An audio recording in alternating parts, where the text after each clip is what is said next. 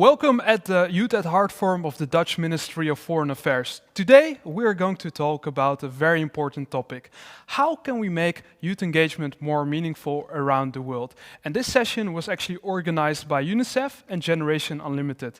And together we're actually going to explore how we can make youth engagement more meaningful, with several guests calling in from all over the world and also a live guest with me in the studio. However, we want to start off with a video, a beautiful rap song from Mohammed Bana. Let's watch it.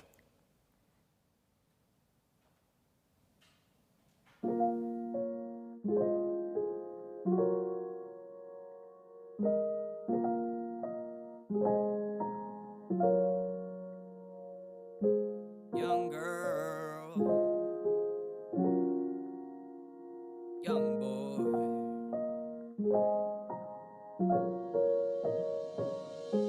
Young girl, young boy, we got the right to be whatever we want to be.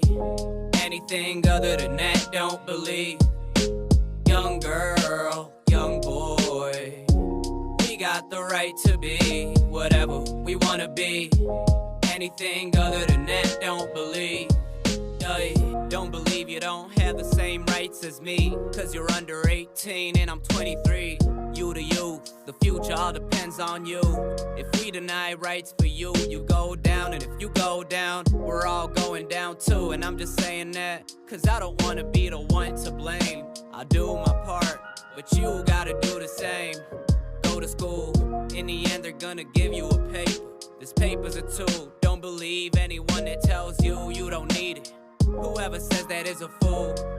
If you feel the need to speak, stand up, get up out of your seat. Put your fears to the side, unleash the beast that lives in you. For better or worse, I'll be the first that believes in you. Young girl, young boy, we got the right to be whatever we wanna be. Anything other than that, don't believe. The youth are not a burden, they're an opportunity. They're the key to the future. So you just protect them, teach them, do whatever is needed for their peace and independence. And if you make space for them to speak and put their 2 cents in, we guarantee a return on your investment. I'm done.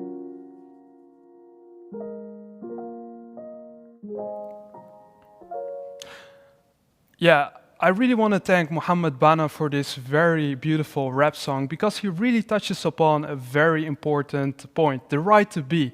And that's actually what we're talking about today. How can we actually engage youngsters by not only listening to them, but also empowering them to hear from them what their possibilities are? Because right now it's very important to listen to the youngsters. And as you can see next to me, there are already a few guests calling in, and they're patiently waiting from all over the world. And there's also a live guest with me in the studio right now, the Dutch Ambassador for Youth Education and Work, Tijmen Roosboom. Tijmen, welcome. Thank you, Samer. Tijmen, we just listened to a very beautiful rap song. What were your first ideas? No, it was very good. And I want to thank Mohammed for that rap as well. I think it was already very clear on the topic of meaningful youth engagement. I really liked the last sentence where he said, if you give youth the space to put in their 2 cents, you get a guaranteed return on investments. I would say a good return on investments. I mean, it's a clever play on words, and it's really what we're here about. It's not just the right thing to do to also invest in meaningful youth engagements and participation. It makes sense. There is a very young population, specifically in Africa and in the Middle East, and it makes sense to adapt what we do within our ministry for international development, actually to that young population. Mm-hmm. And you're, of course, the Dutch ambassador representing the Dutch Ministry of Foreign Affairs. Could you share the view of the Dutch Ministry of Foreign Affairs on making youth engagement meaningful? Sure. I think, first of all, it's important to realize it's also about investing in the prospects of young people. It's also about their education, it's about work, it's about jobs and skills. But you can't talk about that without talking about the position of young people, the voice of young people. Are they actually engaged? Are they participating? For us, these are two sides of the same coin, and that's why we have the Youth at Heart strategy, That's why our minister, just in the Studio Orange moments ago, launched or presented the Youth Advisory Committee. The Youth Advisory Committee? Yes, and that's also why we are here. The Youth at Heart Virtual Forum, which really is the idea to bring players from different parts of society who are all relevant for jobs and skills for young people, together with young people. So I would say that that is our commitment, that is our work that we're doing. Yeah, and Tijmen, you're one of the main organizers actually of this event. What do you wish as an outcome for this event at the end? I really hope that it's not a one-off, that we stick together as a group. There was a whole road too leading to this moment here on the 2nd of November with very interesting events, and it's also wonderful events organized by UNICEF and Generation Unlimited, who are now organizing this session as well. And other partners organize things. Now it's coming together, right? On the 2nd of November. But there's a road after. We really need to stick together, to together spread that message that we need to invest in the prospects of young people, in their jobs, in their skills, and we need to do it together with them. And I hope there is a sort of energy today, although it's virtual, we can bring everyone together, all different type of players, and we can become a movement, and we stick together. Well, thank you very much. I think let's explore how we can form this movement, Yes. as you're mentioning. And you will be sitting with me live in the studio, listening to all the remarks. Yes. So I'll be hearing more from you soon. Yes, and I'll listen now. Thank you. Thank you, Tijmen. Thank you. Thank you, Sabra. So, as I mentioned, we will start with the dialogue, and you can also join in this dialogue. There will be a live chat where you can share your comments, your remarks, and your ideas. And if we have time, we can also ask them directly to the speakers. However, we have limited time, so please bear with us. Before we opening up the dialogue, I actually want to watch together a video of an inspiring youngster who's also participating in the dialogue. She's from Burundi, Maneno Bizimana, and she actually faced a big challenge with her community. Let's watch the video.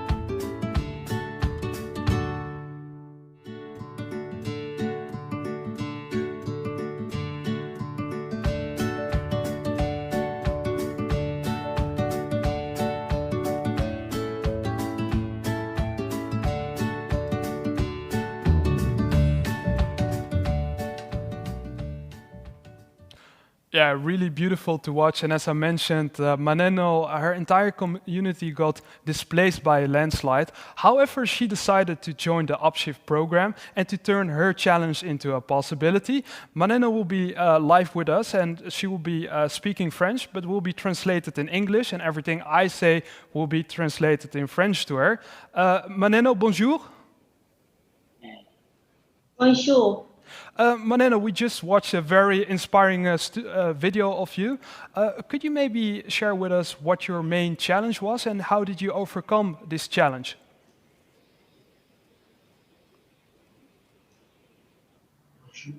Bonjour, je m'appelle Maneno, j'ai 20 ans. Je viens d'une communauté de déplacés climatiques car nous avons dû quitter notre village.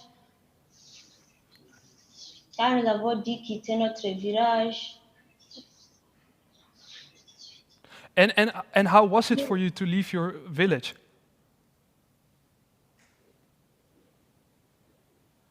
Nous avons quitté notre village car en 2018, à cause de...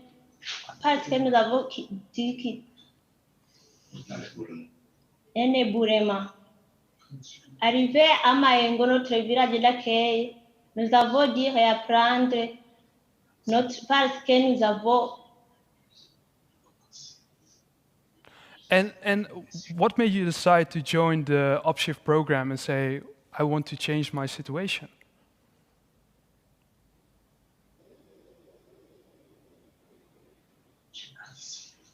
J'ai participé dans le programme Upshift.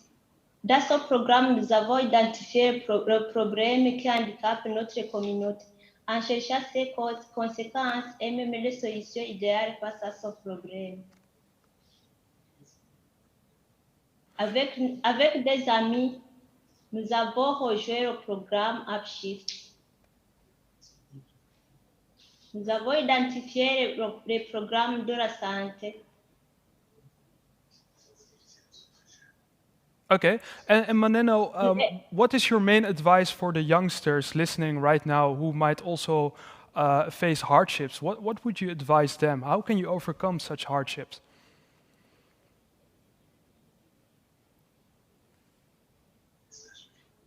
Le message que je peux lancer aux jeunes, il ne faut jamais perdre l'espoir, ne pas avoir peur de recommencer à zéro. Chaque difficulté est une opportunité pour se relever, pour apprendre de nouvelles choses, pour rencontrer de nouvelles personnes. Never losing hope. I think that's a very beautiful message. Thank you very much, Maneno. You'll be also listening live with us and still participating in the dialogue. So, and everything that's being said during the entire session will be translated to French. Thank you, Maneno. We're now moving to Miss Nadia Abdallah from the Kenyan government. She's actually one of the youngest she's one of the youngest members of the cabinet of the Kenyan government, and she's very passionate about voicing her opinion and also involving youngsters in the process. Ms. Abdallah, welcome. Thank you very much. Ms. Abdallah, as I mentioned, you're one of the youngest members of your cabinet. How did you do that at such a young age? Yes, I'm actually the youngest, below the age of 30. I'm actually 29. And the only one in Kenya, I would say. And how I did it, I think I was innovative with how I was doing my things when it comes to working with the community, when it comes to working with the society. I was very passionate about young people voicing out their opinions in terms of policies, in terms of just the infrastructure of how young people have to be. And I maximized my space online, I would say that. A lot of times as young people, we use our online spaces to entertain ourselves.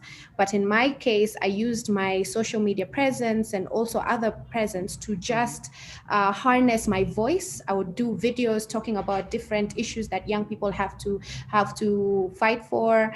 I would champion a lot of issues, and I'm still very passionate about mental health. So I would come up with different small organizations within my community, and I would do just that. And from there, the president identified me, and this year in January, I was able to be made one of the youngest chief administrative secretaries. And Ms. Abdallah, you mentioned that you're a very passionate speaker about youth engagement.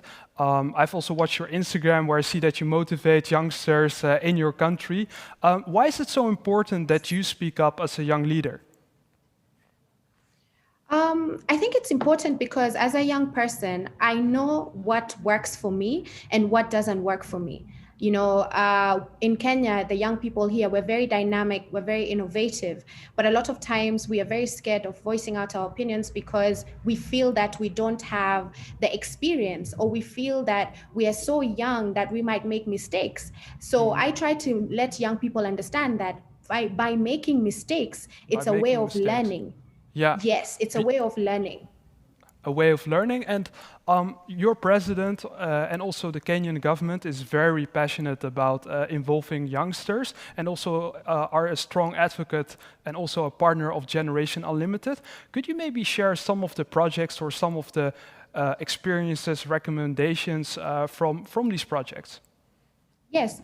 So we have a very unique way of doing things for young people in the government of Kenya. So we have the government affirmative funds. I'll talk about that, where we have funds allocated separately for young people to be able to go and apply and get some funding with no interest in return, so that they can start their businesses, their small businesses, or so that they can or add on to the other businesses that they're doing. So we have one called Youth Enterprise Development Fund, where it caters for young people between the age of 18 to 35. So you can go access these funds between 100,000 to 5 million, and you can be able to be an entrepreneur or do better in your business. We also have another fund called Wezo Fund. Same thing, is for young people, so that they'll be able to access, but also get trained on how to be entrepreneurs and how to build their enterprises. Then we also have another program called Kenya Youth Employment Opportunities Project, which is a project between the Kenyan government with World Bank, where it's supposed to enhance employability, skills, learning, and earning from the young people. And it teaches on basic entrepreneurship skills and technical learning. Now we know that there is the COVID-19 pandemic, a lot of things has gone digital. We have something called a Jira Digital Program, where it's free programs that are given to young people so that they're able to enhance their social media presence or even start businesses online. And we provide different websites where young people can go and access other different businesses all over the world and globally. We have something called Giga Global Initiative, which it's basically to connect every school to the internet and every young person to information and opportunities of choice. So far, we've identified 1,160 primary schools, and we've connected them to the internet. And it has a potential to reach 300,000 children in all the 47 counties. There again, we have the Youth Agency Marketplace. This is a way to promote social innovation and civic engagement among the young people. And we are also trying to leverage on the innovations to enhance youth participation, which is very important, and engage in both the national and county level. From Ms. there, we Abdallah, also Ms. have, Abdallah, yes. I'm actually very impressed to hear all these recommendations and projects, because I've never imagined that the Kenyan government is doing all this. So really thank you for sharing this. It's very inspiring. And stay tuned, because we're actually going right now to a speaker from a young guy, a young innovator from Algeria, calling in live, Rafiq Amrani, because Rafiq Amrani is one of the member of a young people action team and has been working together in Algeria, but also in Lebanon, to make sure that youngsters are represented, that youngsters are heard, and also making sure that the education works for them through democratic values. Rafiq, welcome. You did so many things. Rafiq, you are an influencer. And you're a young guy. How did you do that? How did you influence projects such as Generation Unlimited to listen to you? Actually, I just started 3 years ago with a passion for the educational system. It was more of a frustration that I felt we are not learning enough. We are not learning enough skills that are relevant to the current job market. And the idea started just like that. So I wanted to add just a few things to the curriculum system. And after a few iterations, we just felt that there is a whole 21st century skills that we need to acquire, that youth need to acquire. And how I influenced Genu, it's more of how Genu let me and also heard our thoughts on a grassroots level. Because here we are the youth, and when presented with the idea of Generation Unlimited, what I liked most is from the youth to the youth. So it's enabling youth as problem solvers. So it was very smooth. It was very easy for me to share my thoughts, to share what I live as a youngster from Algeria, or from a country where the educational system is not the sharpest. And so it was very natural, and they were very welcoming to the ideas that we gave, me and the fellow YPatters. And I'm very grateful for that, and also thanks to Easy, who was also a part of this. And building on that, it just grew organically to make all the pieces connect together. And I was just building on what Tamin was saying. It's all coming together, and now it's all coming together, but stronger. All coming together, really beautiful, Rafiq. And what would you advise youngsters that are watching live with us right now and are like, well, I want to influence as well? What's your advice? My first advice, and most important, is that to follow your passion and also to believe in yourself that you can be a problem solver and not just as a problem. Just like on the first rap song that we heard, you are not the burden. You are the solution. You are tomorrow's leaders. So that's very powerful as an idea to be your own problem solvers. So the youth need to look out for other youth and solve their problems. Thank you very much. You're part of the solution and not the problem. Beautiful words. Thank you, Rafiq. Stay with us. And I'm very pleased to announce that we also have with us live from Jordan, the Minister of Digital Economy and Entrepreneurship, Mr. Al-Hanande. Mr. Al-Hanande, welcome. Good afternoon, everyone. Thank you very much for making time. Mr. Al-Hanande, you are, of course, the minister. How do you make sure that you involve and give youngsters the opportunity to be engaged in everything the government does? Thank you very much. First, thank you for the invitation. And I have to say something. I'm the minister for the last couple of weeks only. I come straight from running my own startup studio, working closely with the youth all the time. So I have been on the complaining side of the formula. Now I'm with the government team, and I feel seriously responsible to make sure that we work very hard to achieve what the youth in Jordan are dreaming of. As you all, I don't know if you know, but Jordan youth represent around 70% of the population in Jordan, which means they're actually the center of our planning and management and implementation at all levels. They are the center of our attention at the direction of His Majesty the King. So at the government side, and to be honest, it sounds weird for me talking as the government now. I'm just new to that, so you'll have to excuse me.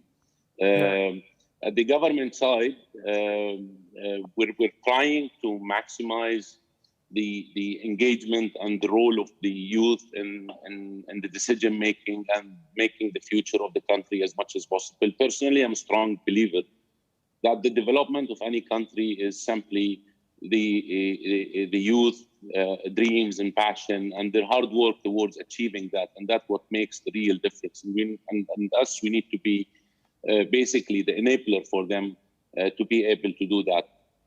There are plenty of projects and initiatives and programs that the government overall is trying to do to maximize not to maximize, to provide the youth with the healthy environment and the ecosystem that allows them to excel and to achieve their dreams and passions. We're starting at the education now. At the education side, we're trying as much as we can with all the transformation that we're living worldwide to balance the supply and demand and to make sure that they are upskilled at schools and ready for whatever comes after school. We're working so much on the entrepreneurial ecosystem and to make sure that the youth have the chance to create their own projects. We're even working on certain regulations to support the social innovation for youth and to allow them to participate through their own projects. On the other side, we're trying to engage the private sector as much as possible. I have been always a person who calls for the private sector involvement and to give the private sector the chance to work closely with the government towards working on the proper ecosystem. So it's on the plan and it's on the agenda, and we are working closely with the private sector to make sure that they are as engaged as possible and to have to play their role in creating the right path, the right environment for the youth, and to make sure that they are as engaged, as skillful as needed for them to make the difference we're looking for.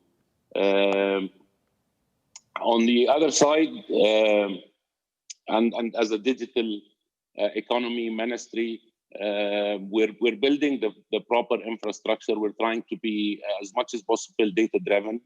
We're building our national information center that makes the access to the information as easy as possible, where we built over that an API platform. All of this has been done to allow innovation and to open the door for the youth to and the entrepreneurs of the youth to come and participate in the transformation process that we're trying to achieve.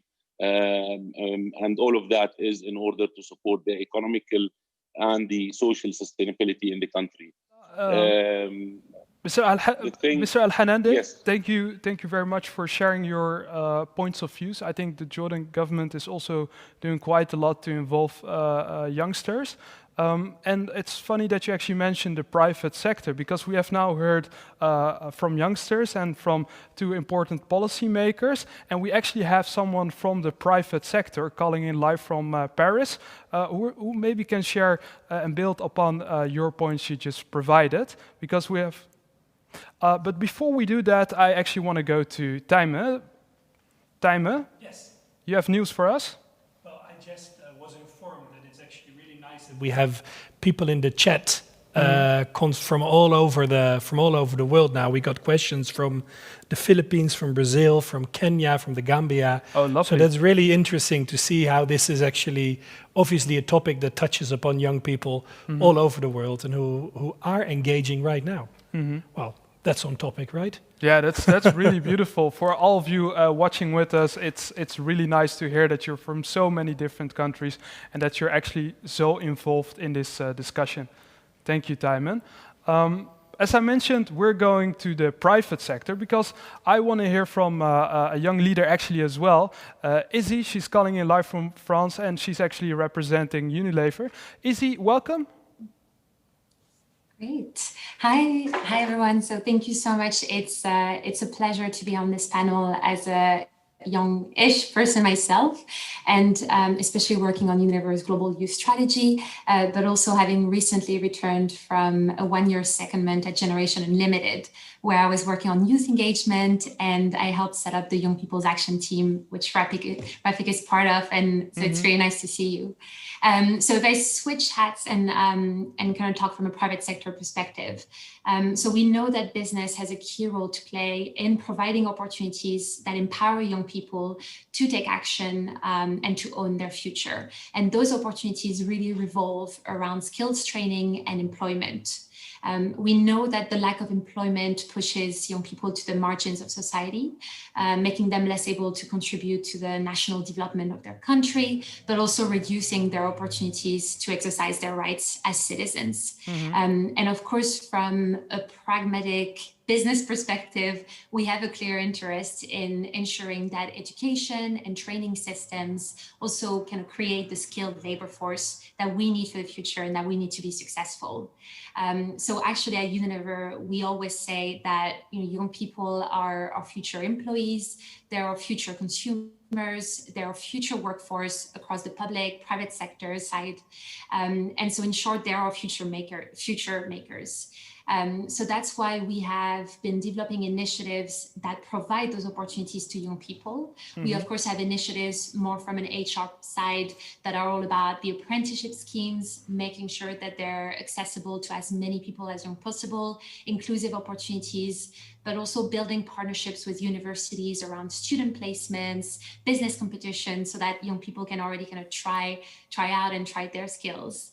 But also many of our brands build their purpose. So what we call purpose, which is really, the positive difference that they want to make in the world and that they can make. Yeah, the difference they can make in the world, Izzy. I think that's quite important, and that the private sector is playing an important role, and that Unilever is doing a really great job. Thank you for your remarks, and stay tuned with us, because right now we're actually going to the UNICEF Chief of Adolescent Development and Participation. She's calling in live from New York, Jumana Haj Ahmed. Jumana, welcome. Thank you, Sabir. Yeah, Jumana, you have heard all these remarks from very different perspectives. What is your first impression? Thanks, Sabir, and I'm very happy to be here today. Well, we've heard from Maneno and Rafik today, as well as Izzy, about the power of meaningful engagement of young people. and how they can be partners in driving positive change within their societies if given the opportunity. And supporting young people's engagement, meaningful engagement, is an organizational priority for UNICEF. So while we continue to invest in young people's health and well-being, learning, safety, and protection, we acknowledge that these young people are resources and assets, and empowering them is key to driving change. We also know it's a right on its own for them to participate, to express their views and opinions. And it's a strategy to leverage action and achieve inclusive and stable societies by 2030. Without investing and partnering with young people in both development and humanitarian settings, we will not deliver on the 2030 agenda. And some of our priorities include: one, providing young people with the skills they need for learning, communication, negotiation skills, decision-making. Two, strengthening systematic and meaningful engagement of young people in their daily lives through student councils, local councils, volunteering schemes, as well as digital platforms where young people are more and more engaging. And the third priority for us is strengthening partnerships with youth organizations and youth leaders. Yeah, because they are Jumana, provided- funny that you mention it, because you're saying there's so many opportunities and there's so many possible. How can actually partners help UNICEF to support this mission? So partners can be government, private sector, as you said, civil society organizations, opening their doors, having young people at the heart of their strategies, plans, community work, and designing and implementing with them, making sure that we are listening to them meaningfully. We're taking their views and opinions into consideration when we make our decisions, when we prioritize our investments, resources, as well as action within the society, making sure that we amplify the voices of young people, particularly those who are not heard, adolescent girls, persons with disabilities, migrants, and refugees. Like today's panel, for example, having young people's voices heard in a global event like today is really something that all of us should be doing more and more in the daily action where they are in schools as well as local councils. So giving them the space is essential. And through young people's engagement, they will be leveraging their large population to bring attention and action to important issues, such as ending poverty, gender equality, climate change. Ultimately, they will be the ones to shape their own future. Okay, shaping their own future. Before we actually go to the live chat, we're going to watch a project in Zimbabwe where youngsters made their own space by making sure that they worked on a project on education leadership. Let's watch that video.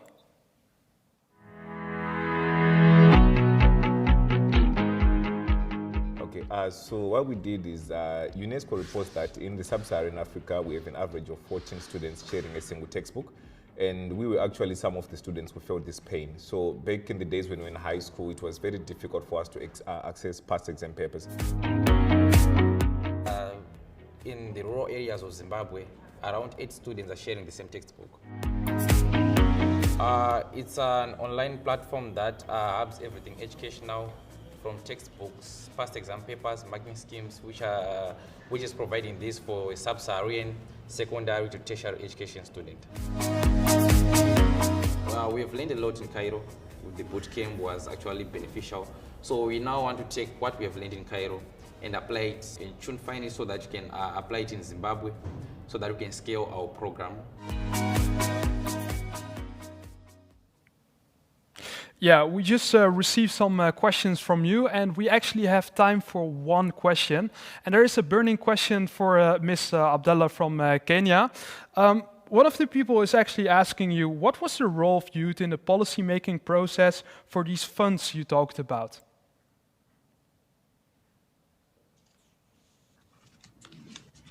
Hello? Hello?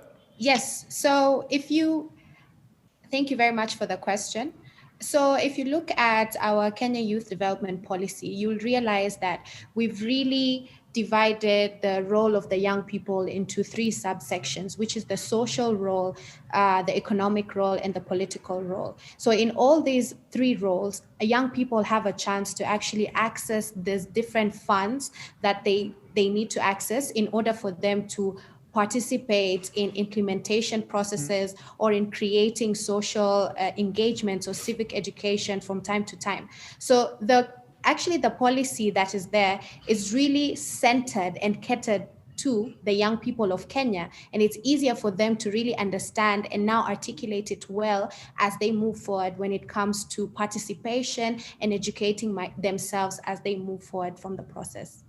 Well, thank you very much for this answer. And it also helps to have a young leader in the cabinet of the Kenyan government, of course. Right now, we're actually going to close off the dialogue.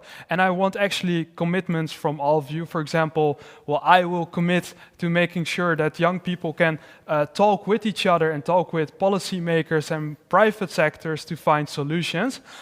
Maneno, what is your main commitment, very briefly? Je m'engage à continuer à donner des informations précises à mes pairs et aux membres de la communauté pour leur permettre de prendre des décisions éclairées sur leur avenir. Je suis sûre que l'information est un pouvoir. Thank you very much, Maneno. Thank you very much for sharing these points. And right now we will go to Ms. Nadia Abdallah. What is your main commitment? I commit to advocate for more investment in programs and initiatives that will ensure the youth are educated, equipped, and empowered with the right skills that unlock their potential, under the leadership of the President, who is a strong advocate for young people and Generation Unlimited leader. Thank you very much, Ms. Abdallah. We're going back to Algeria, to our big friend Rafiq. Rafiq, what's your main commitment? Hey, Sabr. I commit to using the space of Generation Unlimited to highlight the voice of the most marginalized and disadvantaged young people, and also to connect these young people with opportunities and empower them as problem solvers. Thank you very much, Rafiq. And we go to the Minister, Mr. Al-Hanande. Yeah, thank you very much again. Actually, I commit to working at all times towards the government to ensure, or to make sure that the government ensures meaningful engagement of the young people in all, especially in volunteering and civic engagement. We'll create for them the space, we'll give them the resources, and we'll make sure that we create the ecosystem that helps them to make the change that they want. Thank you very much, Mr. Al-Hanande. And we're going to Izzy, live from Paris. So I commit to listening to what young people have to say and not assuming that I know what they actually need. Yeah, and last but not least, of course, Jumana from New York. Thank you, Saber. I commit to continue working with our partners to mobilize action and resources to systematically invest in young people's empowerment, meaningful engagement, and leadership. Thank you very much, Jumana. Thank you very much. I would like to thank all the panelists for all these beautiful commitments and these beautiful perspectives. I think we quite learned a lot and did it in a very compact session. So thank you very much, and please stay tuned with us, because I actually want to go back to our Dutch ambassador for youth education and work, Tijmen Rosenboom. Yes. Tijmen, we've just listened to all beautiful commitments. Yes. What's your commitment? Well, my commitment is, let's say, what the title of today's virtual forum is. I really commit that we keep the youth at heart. So that means that we keep the specific challenges and opportunities of young people at the heart of our development cooperation and of our international dialogue. Mm-hmm. And one other way in which we can do it, and I can build a bridge actually to why people should not just stay tuned during this session, but also stay tuned on the whole platform, is that actually we will present the principles, Youth at Heart principles, that were made by youth and for youth, and with by the organization called Resist Development, with a lot of great support from Generation Unlimited and UNICEF, that really captures the voice of young people. And that is also, they also challenge us to think how we keep the youth at heart and how we actually work on their prospects and do it with them as partner. So for me, that is my commitment. That commitment is that it doesn't end today. No, it starts today. It starts today. And Timon, actually, one of the questions from the people watching with us right now, they were actually triggered because you mentioned the Youth Advisory Board that is just launched right now. Yeah. Could you tell us a bit more about that?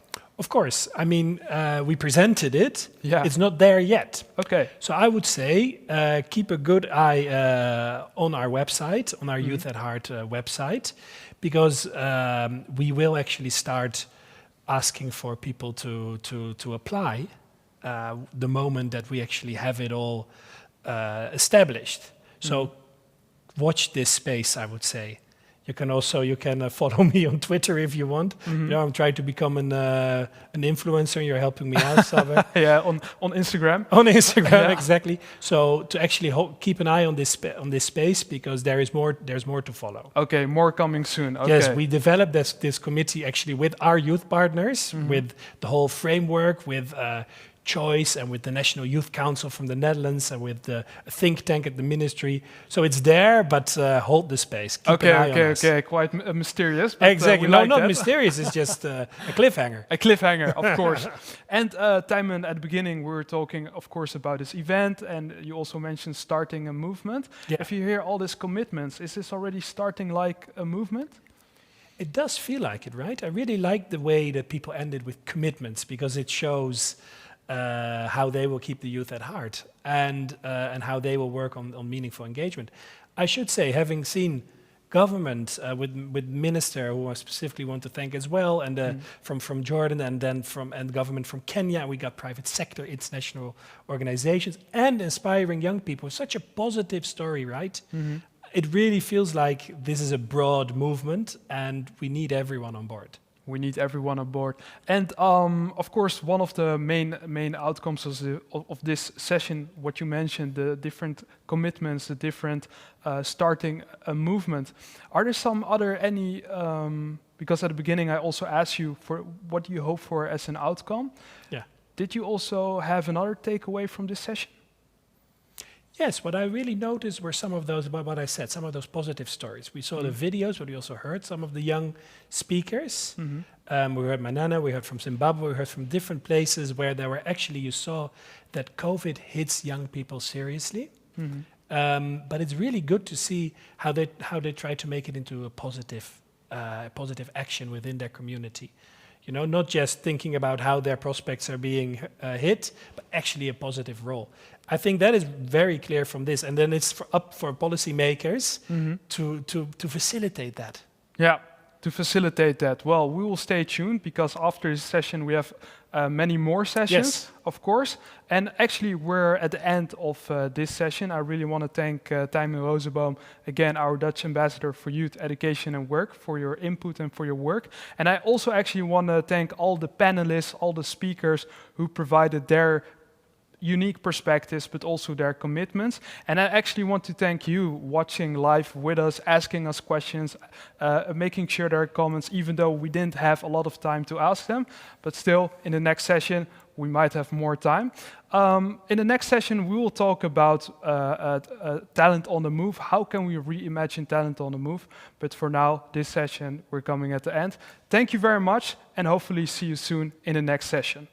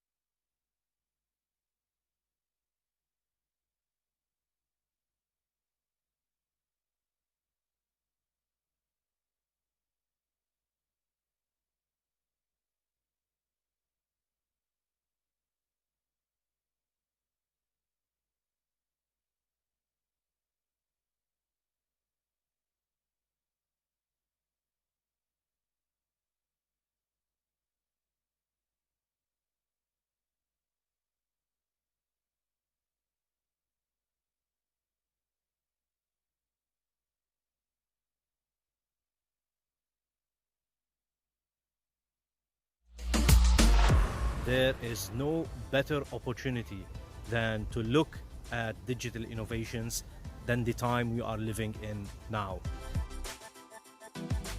My name is Tay. I'm the author of the book, The Invisible Sun, a tech entrepreneur in my day-to-day activities. I aspire to be a billionaire in terms of influencing the lives of billions of people positively. Bitcoin helped us to break the financial barriers. Can it help us break the identity barriers? COVID for me is an opportunity to solve world-class challenges, such as physical money, where money can contract viruses and bacteria. So being a Bitcoin expert, I'm able now to accelerate the adoption of digital currencies. My message is focus on education.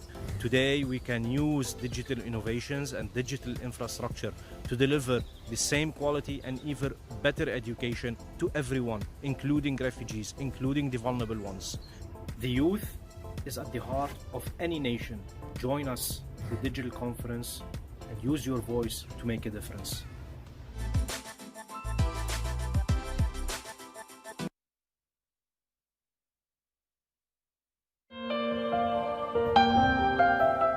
Monsieur le dirigé, je ne suis pas là pour vous porter préjudice. Juste pour qu'ensemble nous trouvons un nom à cet enfant. Dois-je le nommer corruption, démocratie des façades ou contrat d'indépendance? J'aurais voulu le nommer corruption, car je me souviens de cette nuit que j'ai passée en harmonie avec cet homme corrompu qui me disait « Si tu me choisis, tu rentreras avec moi dans le paradis. » Sans pour autant avoir une garantie, j'ai fait une confiance aveugle en ses parachutes jusqu'au jour où il m'amène dans un bar acquis et me disait « C'est ici ton paradis. » Ici-bas, on a tous notre paradis. Il suffit d'avoir juste un parent à titre. Je lui dis, tiens bon, ça tombe bien, ça fait bien des siècles que j'ai requis en sorte. Pour commencer, je voudrais bien te demander d'où vient toute cette richesse. Le blanchiment d'argent, si tu veux savoir. Tu t'en doutes, je connais bien la loi. Ce n'est pas moi seul qui vole. On a tous notre compte à rendre, mais à qui les rendre si ça nous arrange? Ébahi, j'ai fait mes bagages. Seul l'amour peut guérir la blessure d'amour, alors j'ai décidé de reprendre le train. Mais cette fois-ci, avec beaucoup de crainte. Et sur le cours de ma route, j'ai croisé la démocratie. Un être libre avec toutes ses formes. Un être vibre au visage qui déforme. Alors j'ai décidé de nommer cet enfant démocratie des façades. Avec elle, j'étais à l'aise. J'avais la liberté totale. Liberté d'expression, liberté de cohésion, liberté morale. Foutaise. Liberté de frapper un chef d'État. Liberté de mener un coup d'État dans un État démocratique. Foutaise. Avec elle non plus, on ne menait pas un bon train. Alors j'ai décidé. Et si je nommais cet enfant contrat d'indépendance? Avec lui, c'était un ouf. Le jour où il est venu, il m'avait prévenu et m'avait dit « Tiens-toi droit et profite du temps que je passe avec toi car je suis là que pour un bout de temps. » Sans pour autant croire à tout ce qu'il me disait, je me saoulais sa présence et fête ma jouvence. Avec lui, après le cinquantenaire, bienvenue la colonisation, bienvenue la culturation, bienvenue la rébellion. Adieu la liberté, la tranquillité, la solidarité, la souveraineté. Adieu les belles paroles. À toi non plus, je ne pourrais nommer cet enfant.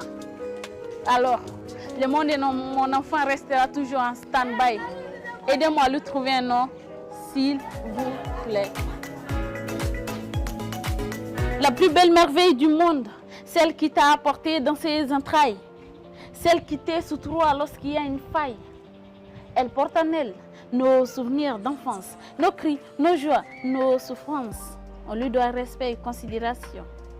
Elle, c'est ta mère, c'est sûr. De l'amour. Elle doit être la prunelle de tes yeux. Tu as juré devant les hommes et devant Dieu. Pour les meilleurs et pour les pires, tu l'aimeras. Elle a quitté les siens pour devenir la tienne. Elle porte dans ses entrailles ta progéniture. Elle a besoin d'attention, de tendresse, de la chaleur de tes mains qui caressent, des mots qui rassurent la confiance. Elle, c'est ta femme, c'est sûr. De l'amour. Homme, Ne violente pas la femme. Elle est ta sœur, ta femme, ta fille. Homme, ne violente pas la femme. Elle a besoin que tu la protèges, que tu la respectes, que tu la chérisses, que tu la câlines. Elle te respecte. Elle t'appelle papa. T'as appris à te sentir papa. Elle porte ton nom. Elle, c'est ta fille, c'est sûr. De l'amour, de l'amour. C'est barbare, sauvage, inhumain. Rien que penser à toutes ces victimes de la violence faite à nos mamans et sœurs. Regardez ce qu'ils en ont fait à Yvonne, mon amie ivoirienne. À Gogo, ma cousine Tamashek, à Wallet, ma nièce Gawaz. Je me sens revivre cette époque coloniale. Une époque où la femme n'avait droit à aucun respect, aucune dignité. S'il vous plaît, ne régressons pas. Envisagez un monde nouveau pour les femmes, tous ensemble. Plus jamais de femmes battues, plus jamais de femmes violées, plus jamais de mariages forcés, plus jamais de femmes sauvagement tuées, plus jamais ça, plus jamais ça, plus jamais ça. Une pensée vers les victimes de la violence qui sont et qui resteront à jamais dans l'histoire du Mali. Khadija Diallo, Mariam Diallo, Kamisa Sissoko et tant d'autres. Dormez en paix. Le monde ne vous oubliera jamais.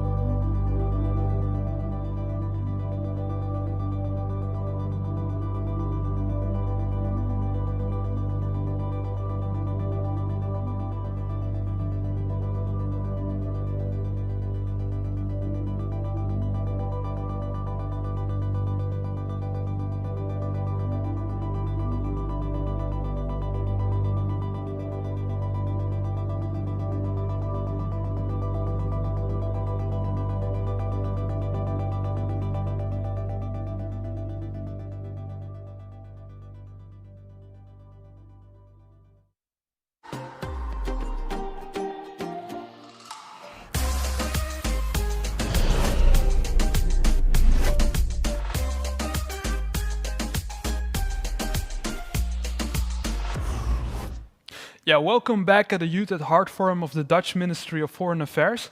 And in this session, we're actually going to talk about a very important topic. We're going to explore together how, like, possibilities and unproven talent in places you wouldn't expect. Because would you expect talented people in refugee camps. And that's something we're going to explore together. We have live guests from all over the world calling in, sharing their unique stories. I'm Sarah Benja, your host of today.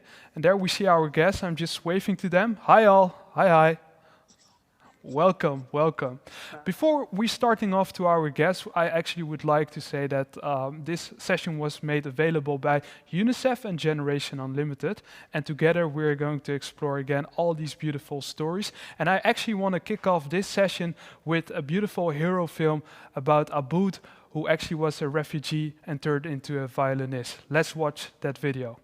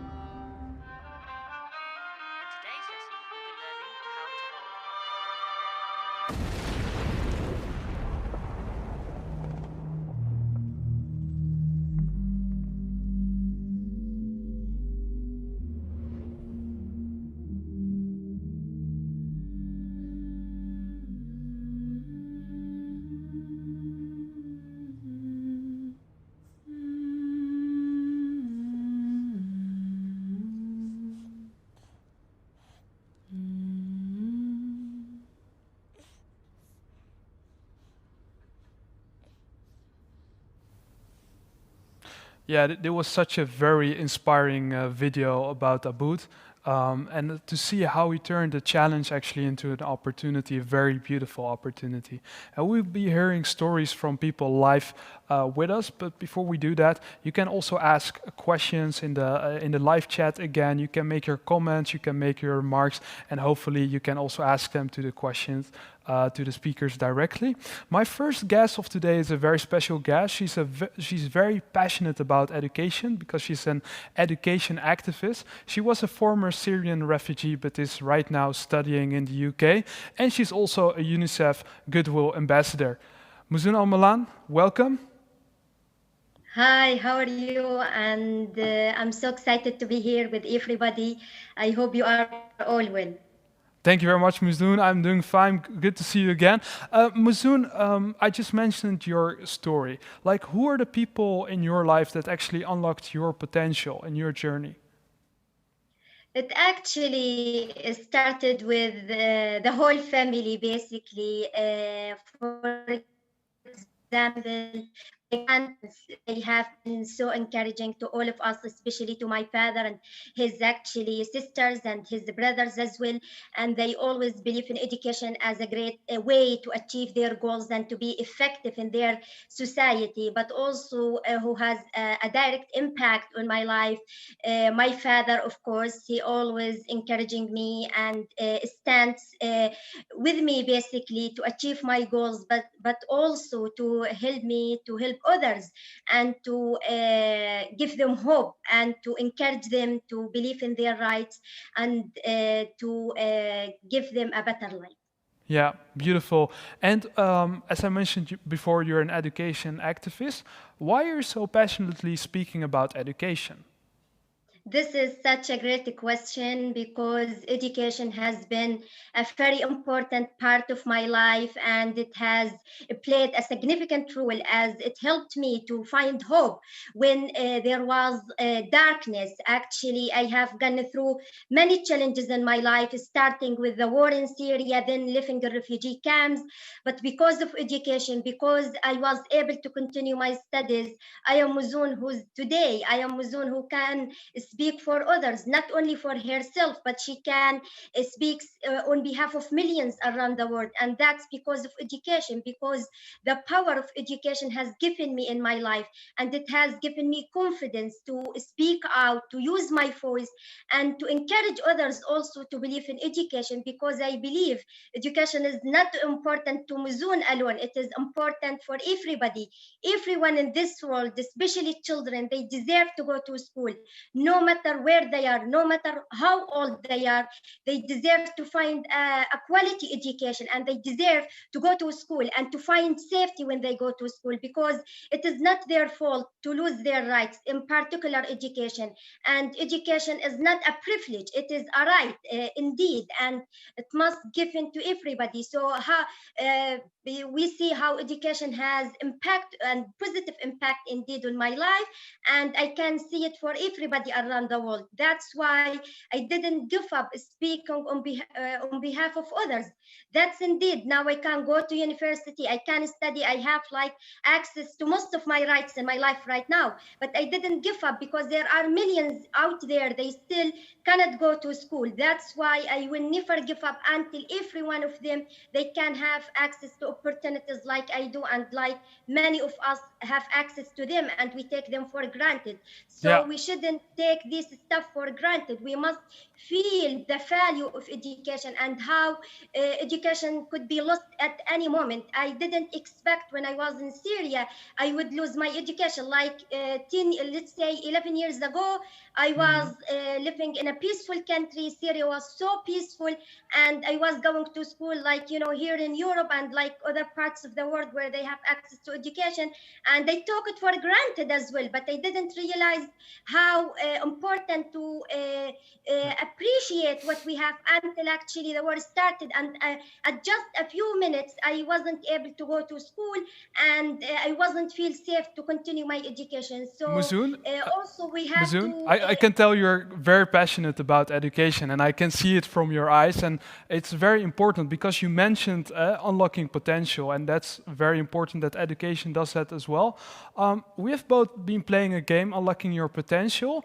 Shall we just watch the video of the game? Yes, of course. Okay, so I played a game, Unlocking Potential, where you can choose a few characters, where you actually choose a refugee, and your goal is to actually become a doctor. So you're coming across many obstacles. So you see it actually feels like doodle jump for the ones that know that. And yeah, I had to jump, I had to receive my super strength, and there you see, in the end, I didn't do that well. However, I became a doctor. But this game is actually about the journey of refugees. So you'll face the same journey, however, you'll face also obstacles, and it's up to you how you overcome these obstacles. Muzun, you've been playing this game as well. How do you feel about this game? I feel so great, and it is so inspiring. It really reminded me of similar challenges, to be honest, and how I faced these challenges. I played also the character of the doctor, which is actually the same as you did, which is really great. And I saw how at the end we can reach to our goals, no matter what difficulties we face. At the end we can prove ourselves, and At the end we can prove ourselves, Muzun. Yeah. Definitely. Well, thank you very much for these remarks. Thank you very much for your beautiful story, and hopefully hearing from you more soon. We're going now live to Niels Den Haas. He's the Goodwill Community Manager, and currently people are also, you are watching with us, but also there are people watching live from Instagram. Niels, welcome. Hello, so Dior, I get tuned into the meeting with Saber. Yes, Saber. Yeah, I can hear you, Niels. Thank you very much. Niels, how many people are watching right now on Instagram? Well, currently we have 13 live and 200 ones who passed by, and we're going deep into the story of the Awara and also hearing how harsh it is to be on the move as a youth, to be almost forced out of your own country and try to sustain yourself. And we really hear a beautiful story of someone who does not only care about themselves, about finding their own talent, but caring so much for friends that he brings in his friends to safety and inspires them. So this is a really touching story, and our community is really engaged with it. And are there any questions also so far based on the story of Muzoon from Instagram, or any other questions? The question is really for our speaker here, and not so much on the session that you're running right now, as it's just a live. Yeah, they're so engaged with the story of the UR right now, so I don't have any questions here for you. No. Yeah, and maybe some people, you mentioned Jiwara. Jiwara is actually talking with you how he, as a refugee, went actually to Italy and to unlock his potential. Could you maybe share a little bit more about Jiwara for the people who are watching with us and think, huh, who's Jiwara? Yeah, definitely. So Diawara is we're still live on Instagram right now. So here's what what I say about him. He came from Mali. He was kind of forced out of the country due to the situation. His mother died very young, who was his role model. And he had to take an inhumane tour through the Sahara to go back to, well, what they call safety in Algeria, and kind of was used more as a slave there, earned very little money. But he found his way to support himself. And again, what I said, his first priority was not to make himself better, but then to have his friends not grow to the same situation, to inspire his friends to do better and buy tickets for them so they could fly into Algeria to have work, or France, instead of them also going to the Sahara. So it's a really touching story. Okay. Well, Niels, thank you very much, and I'll be coming back soon again to you, and good luck with the conversation on Instagram Live. Thank you very much, Niels. And bye-bye. And now we're actually going back. We're going to watch a video about a very inspiring youngster, who actually also faced a challenge in Burundi with the displaced community and actually joined the Upshift program. We're actually going to watch the video of Anita. Let's watch it. Hano hari inzu y'iwacu, inzu yaraza gushika ino hari tariki 29 z'ukwezi kwa gatatu 2015 mu gihe twatangura guhura n'ikiza cy'amazi. Uruzi mu kumanuka rwaciye hagati nyene y'inzu haruguru yaho twari. Rero mu kugira turokoke twumvise ibintu bihindagira cyane mwibarabara ko twari tugegereye, turarondera iyo tuja kugira ngo dukize ubuzima. Ico gihe bishika niga mu mwaka wa gatanu, uko vyashitse mu gice ca kabiri amakaye yaragiye, uniforme ziragenda, ibirato biragenda.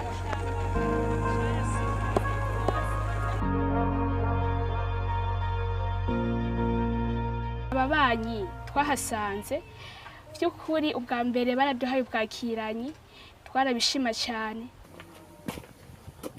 Nko mu gihe twavuye mu kigo iwacu tukaja kuvoma iwabo, twabatanze bagaca bonga kudusubiriza ivyombi inyuma, akaba aribo batangura kuvoma. Twaravyihanganira kuko bari baduhaye impanuro nyinshi cyane.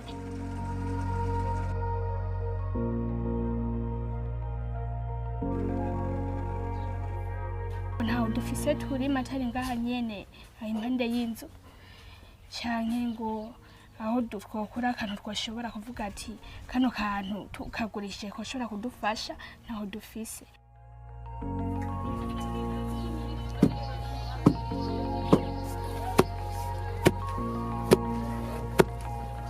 Ndashobora kugenda kuri abo basangwa twasanzeho nkabasaba isombe, hanyuma bakampa, nkaca niyumvira mbega iryo sombe twayiteka turiko ziki.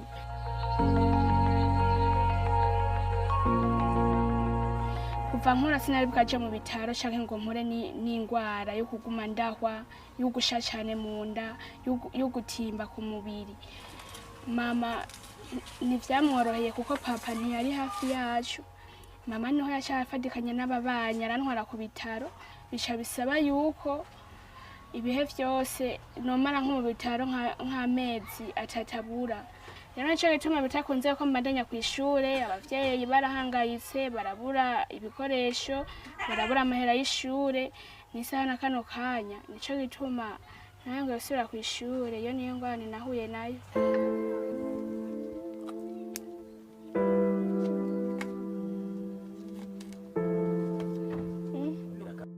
Nkuko mbona nkiri muto, ndifuza kwiga kandi ndifuza gufasha ugwaruka nkanje kuko nka kare tugishitse ngaha narashobora gufasha ubwana buto buto bw'imfuvyi.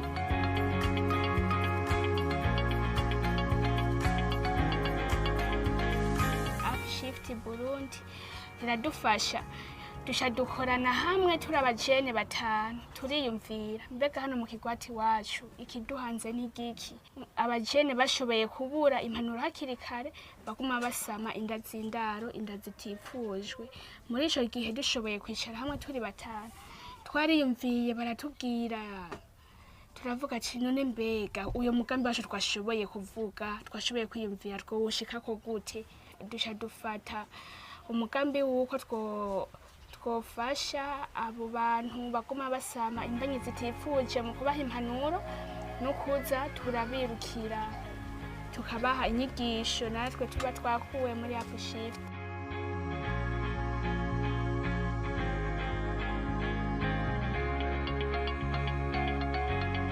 Jewe ndi umwe kw'isi yose n'abandi ko ndahura n'ibibazo bijanye n'ihindagurika ry'igihe.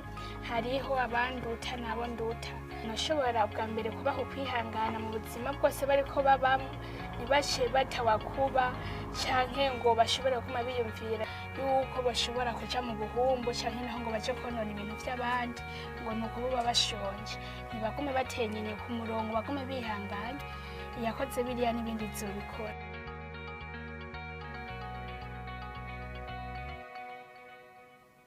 Yeah, a very inspiring video from Anita, and it's really touching to see how she took the challenges and actually made it into an opportunity.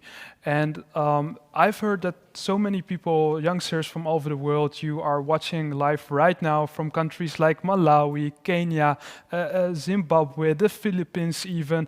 Again, welcome. And I would like to say to you, to all the participants, if you have a question to a speaker, make sure that you click on the Ask the Speaker button and that you ask your question. So we will make sure that your questions are being heard. So thank you very much.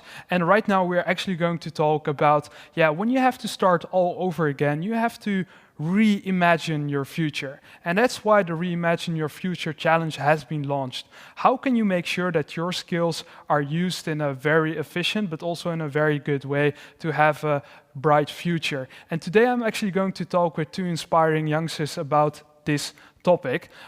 In front of me, I'm actually seeing many different guests who we'll be talking to. But for this session, I'm actually going to talk with Kotada Yunus, calling in live from Sweden. And I'm also talking with Alexandra Moutian. Alexandra Moutian is actually a student activist, and she has also been a key person in making sure that the Reimagine Your Future Challenge has been launched in a very good way. Alexandra, welcome. Hi, welcome. Thank you for the invitation. Hi. Yeah, thank you for being here. Alexandra, as I mentioned, you have participated in the Reimagine Your Future Challenge. How did you feel completing this challenge? And can you tell us a bit more about it? Of course, thank you. So especially during this global pandemic and with how the world is changing right now, we kind of had to reimagine our future anyway. So if you ask me, the Reimagine Challenge couldn't have come in a better moment in time, because it's exactly the push and support young people need to reimagine how we can achieve our dreams. And probably many of us asked ourselves the question of, yes, my dream is not possible, so I should give it up anyway. But for me, the challenge was like a breath of fresh air, and it helped me overcome this phrase and really put into a sentence what I want to do in life. And it was like working on a really, really important project or school paper, and you want it to be perfect. Mm-hmm. Only this time, the project is your life and your dreams, and you get to design it.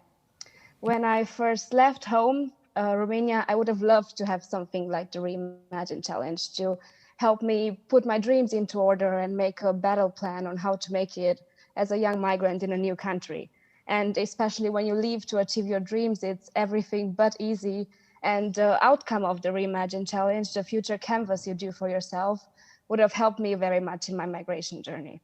What the challenge is really about, well, you can think of it as a very nice and easy design process of your biggest dream, from brainstorming up to its step-by-step implementation. And of course, it is not a perfect solution for everything, but it might be the exact drop of motivation or support you might be missing to start your business or to do a project you always wanted to do. And even if it doesn't guarantee that your dreams go through from one day to another, it can help you find how the steps towards it might look like. And the outcome of the challenge is a vision of your hopefully very bright future.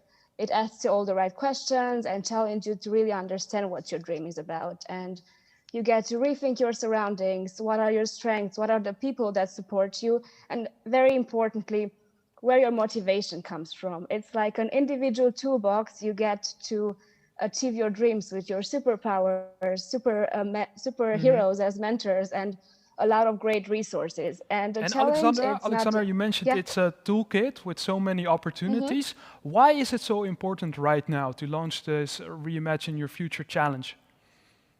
I think it's really important because right now we might feel stuck in our everyday life and feel that we are missing opportunities. And this challenge helps you to really put your goals into order. And it doesn't stop there. It provides you with opportunities at the end, like courses, mentors, or even scholarship, job ideas, and a network full of similar change makers that go through the same journey as you. So it creates a network of support and helps you really launch your dreams. So it's not just a imagination exercise of how your future might look like, but it's also the start of the change towards your dream. Well, Alexander, thank you very much. And of course, you can find more information about the Reimagine Your Future Challenge on the platform, but also in the chat. So please make sure that you fill it in after this session, of course, to see these opportunities on this platform and to make sure that you get to know yourself together, that you're connected with others,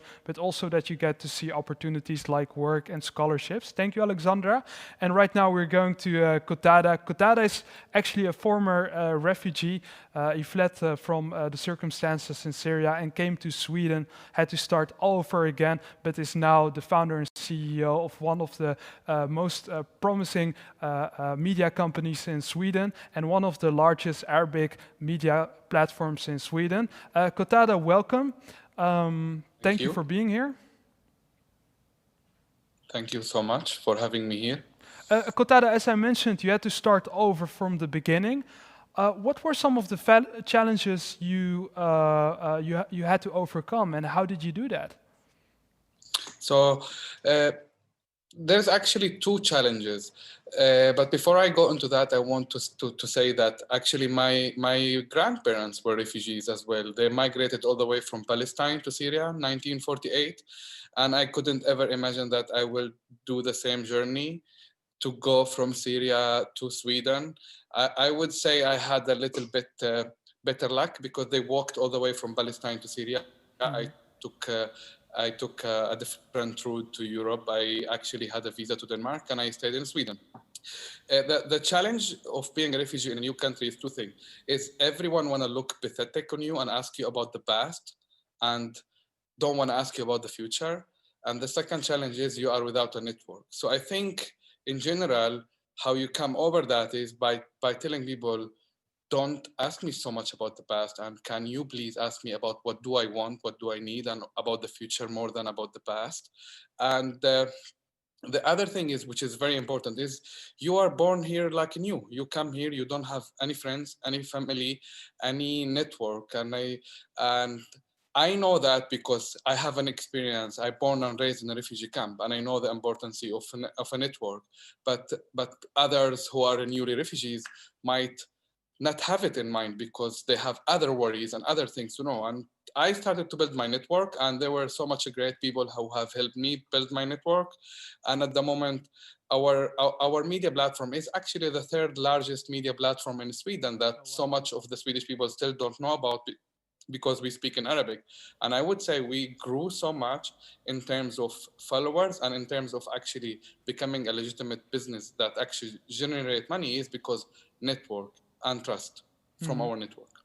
And what would be your one point of advice to other youngsters who might be facing the same challenges, who have to start all over again? What would you advise them? My advice will be is like, never stop dreaming, and dreams are for free, and don't imagine your future. And this is why I like what you're talking about now, about imagining future. I still like imagine my future every day differently. Yeah. Sometimes my network or my family will think I'm a little bit crazy, but whatever I feel like imagining, and I imagine my future, and just build your network, and don't be afraid. And as much as possible, like, you're lucky to actually to start over again, because many people cannot start over again. So I think many people if we cannot switch start over again. the way You're of saying, like starting over again could be really great. yeah, I think that's a great piece of advice. Starting all over again, you have to change your mindset and seeing opportunities. We're going live right now back to Niels. Stay tuned with us, because maybe there's some questions for you as well. Niels, how's it going on Instagram? I go in the studio again, sorry. Yeah. Oh, hey, switching. How's it going on Instagram, Niels? Well, it's going really good, and I want to say hi from the award to you, Saber, as well. Say hi back. Hi back to everyone here. So we have a lot of people tuned in, and we were mainly talking about the story how Diawara came to Italy, and how he built up his own company there. He created a game for inclusion of people, so how to connect Italian folks with the folks who are coming in from whatever country they come as a refugee from.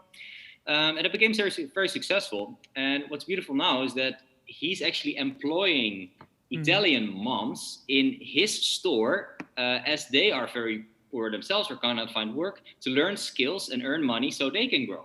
So do you imagine that? That's the world upside down. So someone who's not maybe very much welcomed comes in the country, builds a store, and then helps people in the country. Yeah, I mean, amazing. Lovely to hear that.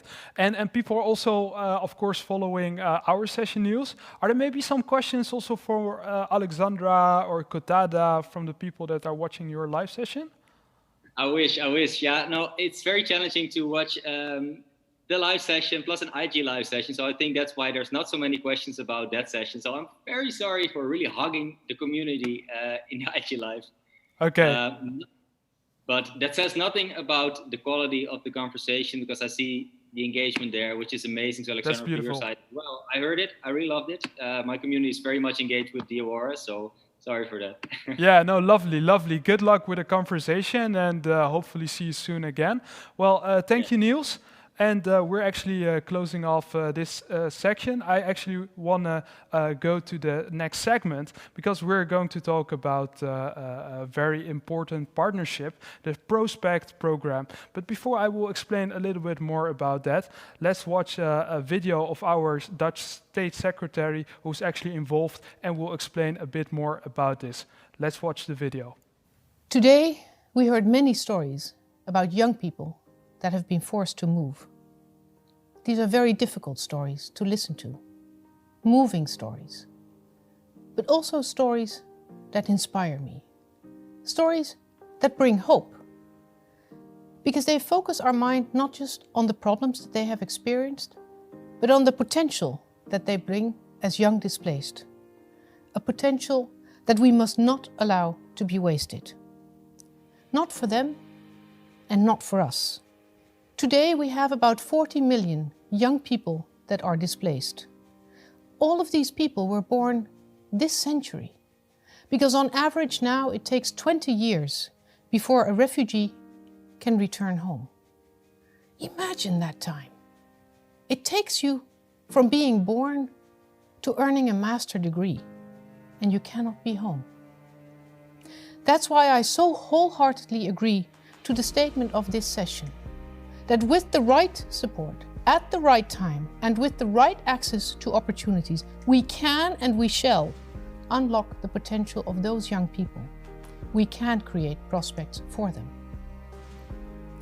It's with this in mind that the government of the Netherlands last year launched a major program together with UNHCR, UNICEF, ILO, IFC, and the World Bank. Multilateral actors capable of really engendering systemic change, while keeping the individuals at the heart of their mission. We've called this program Prospects for a reason, because it's precisely this that we aim to deliver to them.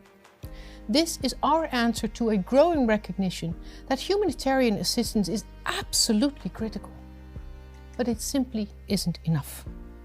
It's not enough to help individuals that are forced to flee their home, and it's not enough to help the communities that receive them.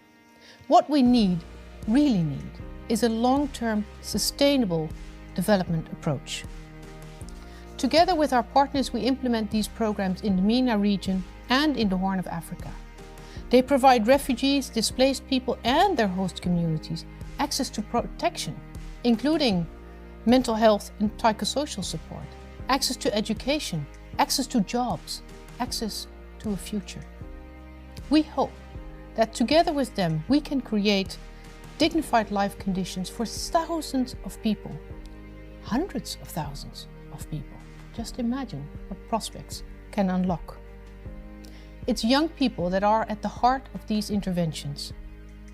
We simply cannot afford to lose a whole generation. And what we want is equally simple. We want to enable young people to build a dignified future for themselves and for the societies in which they live. What we want is to make this world a better place than what they inherited, together with them. What we want for young displaced people is not just for them to survive, but to thrive. That is our aim. Nothing more, but certainly nothing less.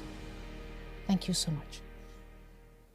Yeah, beautiful words from our Dutch State Secretary of the Ministry of Foreign Affairs, Kitty van der Heijden, talking about this special program, Prospects, which is a partnership which has to do a lot about education, about skills, and making sure that youngsters are being heard and also being helped. We're calling right now with someone who's working as well on the Prospects program and can tell us a bit more about it.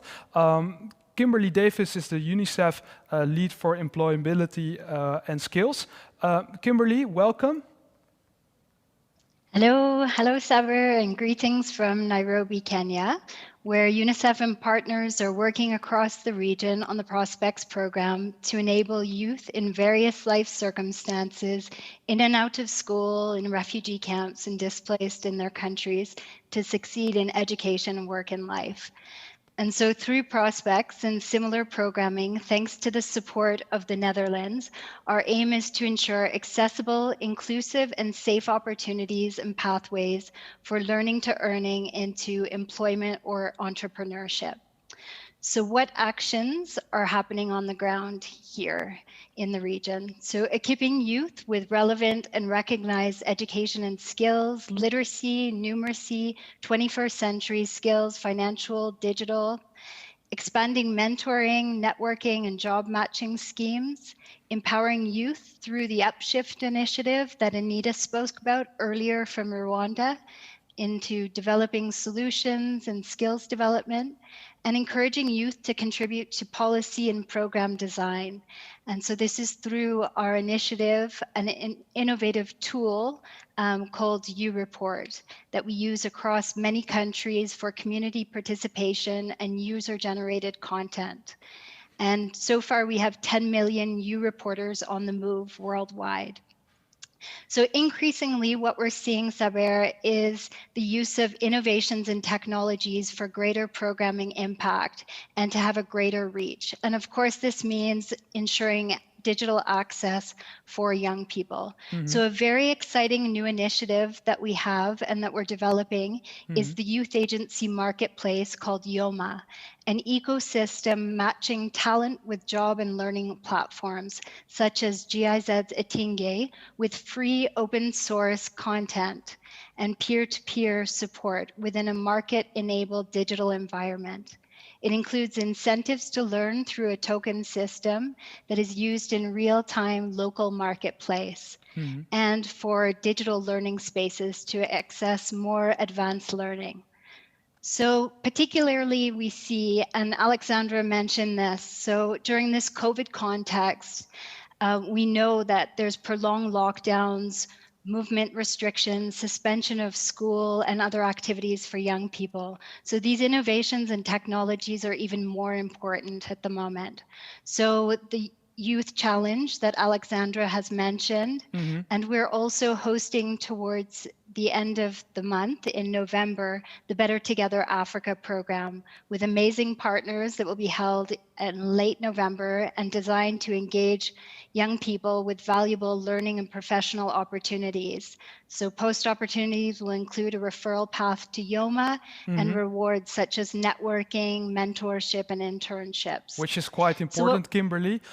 You were actually Absolutely. mentioning about new technology, and I think it's really interesting to hear from one of our co-guests who has an interesting story about it, because he flew from the situation in the Democratic Republic of Congo to Malawi and actually became a drone pilot. Let's watch a video of how he did it.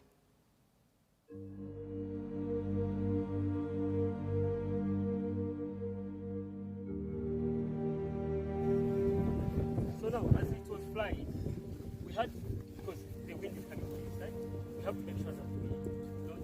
My name is Regeza. I am from DRC, but I am a refugee currently in Malawi, in Zareka refugee camp. I got the chance to enroll in the African Drone and Data Academy offered by Virginia Polytechnic through UNICEF here in Malawi. And then that curriculum is a 3-month curriculum where we learn about drone technology, data analysis, and we get certificates. I arrived in Malawi in 2016, and I was really very challenged in the first 2 months because I have a French background, and Malawi, they speak 2 languages. They speak Chichewa and they speak English. Then I was really given a challenge to learn the languages.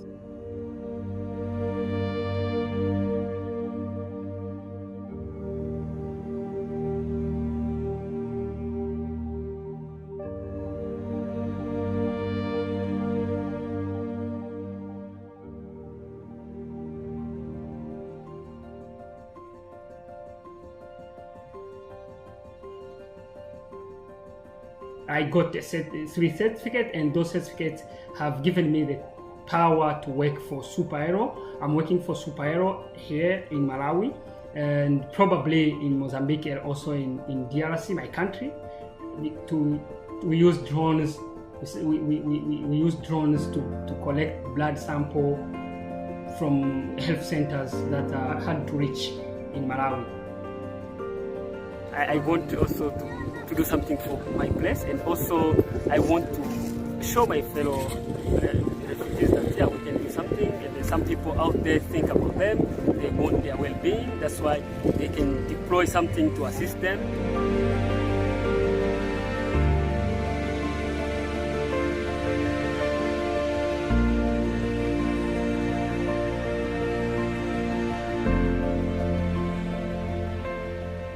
Yeah, Regeza, a very beautiful story about your own journey. I think many people are wondering, how did you actually come up to do something with a drone? So for me to do something with the drones, it started with accepting to learn new skills. And coming from a country like Congo, DRC, as a French-speaking country, and then being in Malawi, I first started learning English, and I had the vision because back in my country, I did Polytechnic, but I didn't complete. And then when I came to Malawi, I had still the idea of doing Polytechnic. And when I came to Malawi in the refugee camp, I went in too many programs and got the chance to meet the program lead of the African Drone and Data Academy from Virginia Polytechnic. And he's the one who said, hey, I'm running this program, and I would be interested if you can apply for it. Then that's how I applied for it. And I learned. And Regeza, what triggered you to say, let's apply for it, let's do something with the drone? First, because I needed to do Polytechnic, and second, because I saw challenges in a refugee camp like Dzaleka in Malawi, where people don't have access to healthcare like easily. sometimes they go to Kamuzu Central Hospital, which is very far, like 50 kilometers. And then I said, if I get the skills, I can use these skills and like use drones to like, maybe supply vaccines in a refugee camp from like hospital, like the Central Hospital.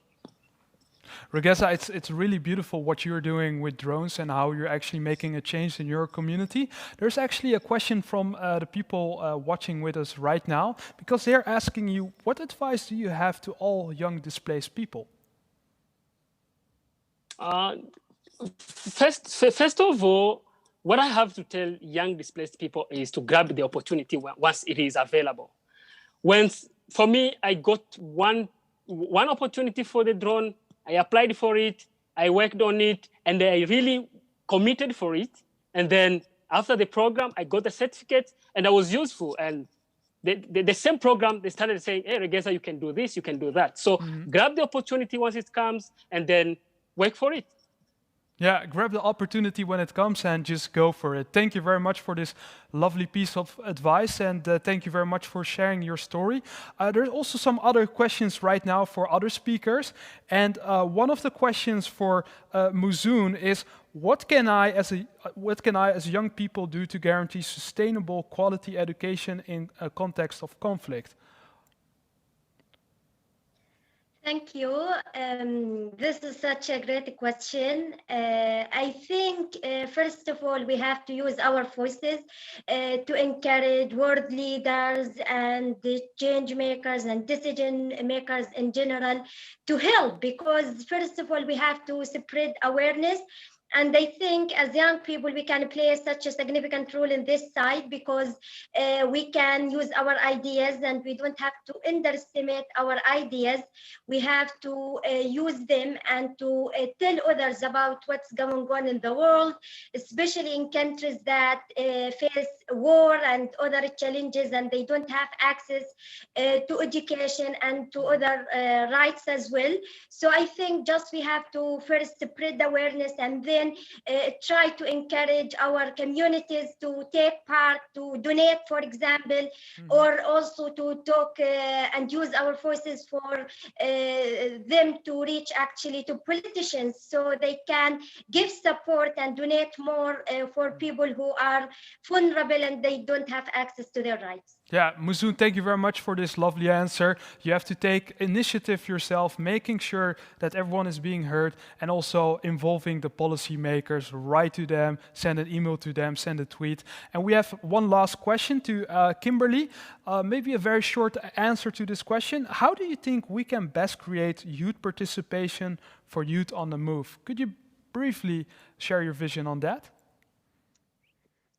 So we've mentioned a few of the initiatives that are underway, and I really think that there's a multiplier effect. So when we create the opportunities for young people, and with the right investments that support all young people, including youth on the move, they are a very large force of empowered change makers in this world, and they impact their families, their communities, and their countries. So the more we offer those opportunities and we make those accessible, the more they're able to participate, and there's a spiral effect, as we saw from many of the inspiring stories today. Yeah, thank you very much. So when we create those opportunities, you actually get a special effect where other people are going to participate, which creates opportunities again. Thank you very much. That was the last question for today. I actually want to wave to all the speakers, all the participants of this forum. Thank you very much for your inspiring stories and for your input and perspective, and hopefully see you soon, and all the best. Well, we have been coming at the end of this session. I hope you were truly inspired. For the people that were watching right now home, thank you very much for your effort, for your participation, and for your quality questions. You helped me out really much.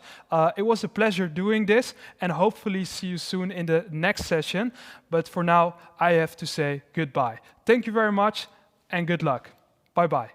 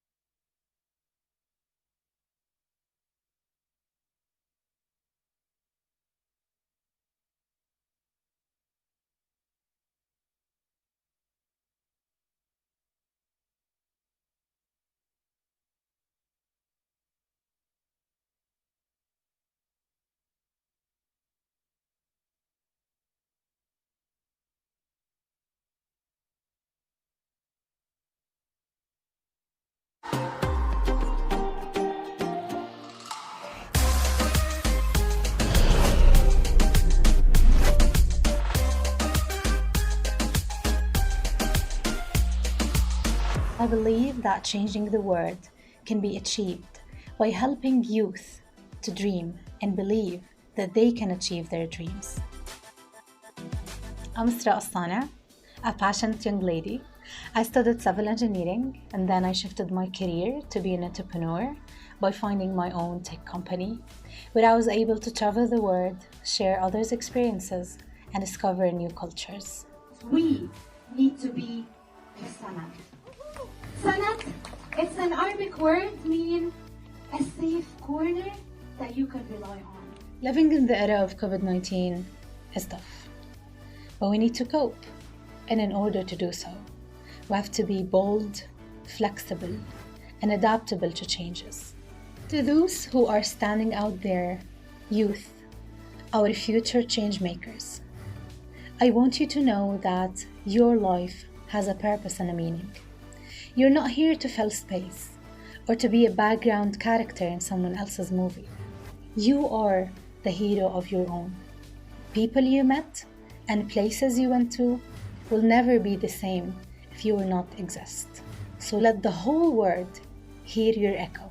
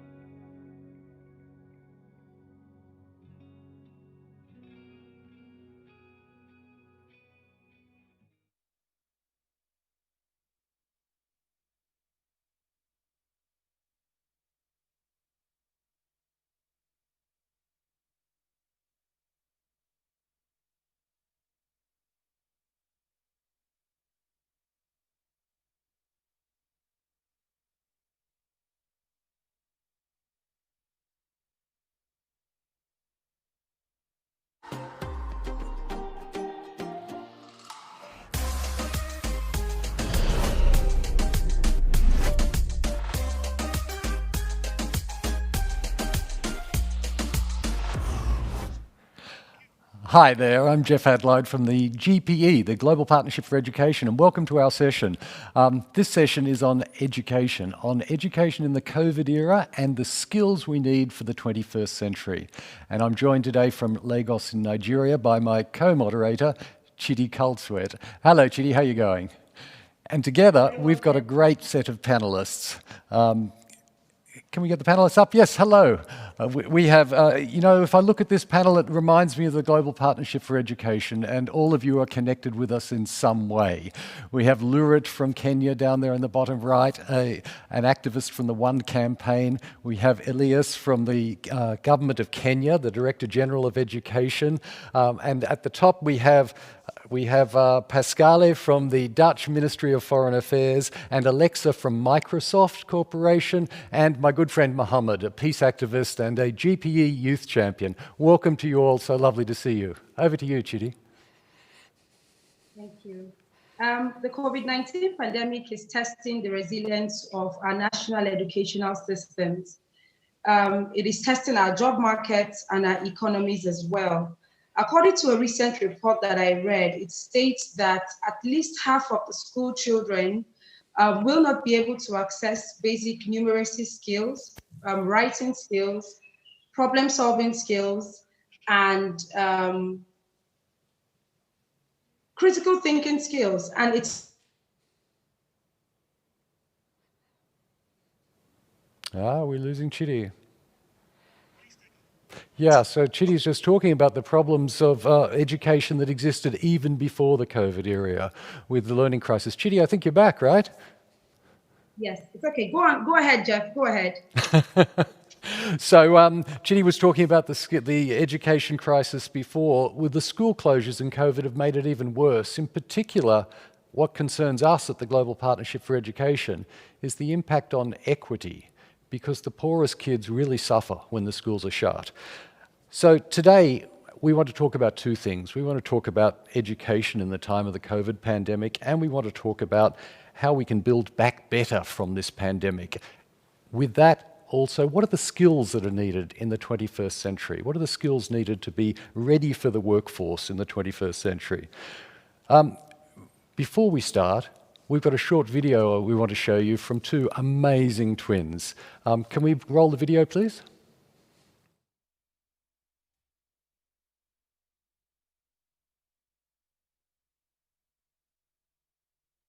We definitely think that different skills will be needed in a post-COVID-19 world, because we saw that technology was changing the world of work even before the pandemic. And after the pandemic, the rapid changes that we saw in our workforce is going to be seen, and it's going to continue to evolve in that way. And so students and youth will definitely need different skills to be able to evolve to this changing workforce. And schools and governments can ensure that students have the right skills to join the workforce through collaborative efforts with industry partners who are going to be leading the world of work, so that we can work together with them and ensure that students are prepared for the job opportunities that will be available, and also involving youth networks and asking them what skills they believe they will be needing or what they do need at the moment when they are studying. So those are really important ways that governments and schools can ensure that students have the skills they need to join the workforce. Wow, Marianne and Nival, two twins originally from Pakistan, now living in Canada. But how is that, hey? Well, how's that for a double act of activists? Really thoughtful points too that they made on the different skills that are needed in a post-COVID workforce, and the importance of involving both industry and youth themselves in defining what sort of skills are needed for the workforce of the future. At GPE, the Global Partnership for Education, we recently got involved about 100 youth networks around the world to think about what would be the priorities for them in having a strong and resilient education system. And if we can put it up on the screen, these are the 5 areas that they focused on when they thought through this question. Now, Chidi, you're going to ask the panel for some quick responses to these 5 points. But before we do that, you yourself have been involved in surveying youth through the African continent. Do any of these points here on the screen make sense to you or stand out particularly to you? Absolutely, they are all extremely relevant. And the only thing that I would add to this would be the importance of vocational education, especially in a third world country like Nigeria or like Africa, where you still have a lot of people grappling with the skills they need to just provide for themselves and their families. But every single point that has been raised seems to resonate with every young person across the globe, across the continent, on what we must focus on at this point. If I'm to move on quickly, and thank you so much, Jeff, for the questions as well. If I'm to move on quickly to the panelists, and I would like to have their thoughts or ask them questions about what young people have stated as their priority. I would start quickly with Lurit, right? So do you think this is what we should expect from young people to prioritize at this time? Absolutely. I totally agree with every single point that has been put on that particular, every single suggestion that the youth have based on these particular factors are very important. And yes, they are very valid. In fact, it's great to see that youth are able to come up with such ideas, you know? Yeah. Yes. Absolutely. Thank you. And then Mohammed Sidibe, welcome as well. I would like to ask you the same. Any thoughts? I think it's great that youth are prioritizing access to education, regardless of class, gender, location, and background. So to me, it's very important that those are the things that youth across the African continent are thinking about and will be essential to in the post-COVID world. Thank you. Elias, would you like to add to that? The priority the youth have put across is of paramount importance to them, and I really concur with that, because when it comes to education and training, employment, issues to do with their health, peace, and security, these are aspects that are very crucial to any youth that is, wants to establish themselves and want to have a future in their countries and the world at large. Thank you, Elias. And then Pascal?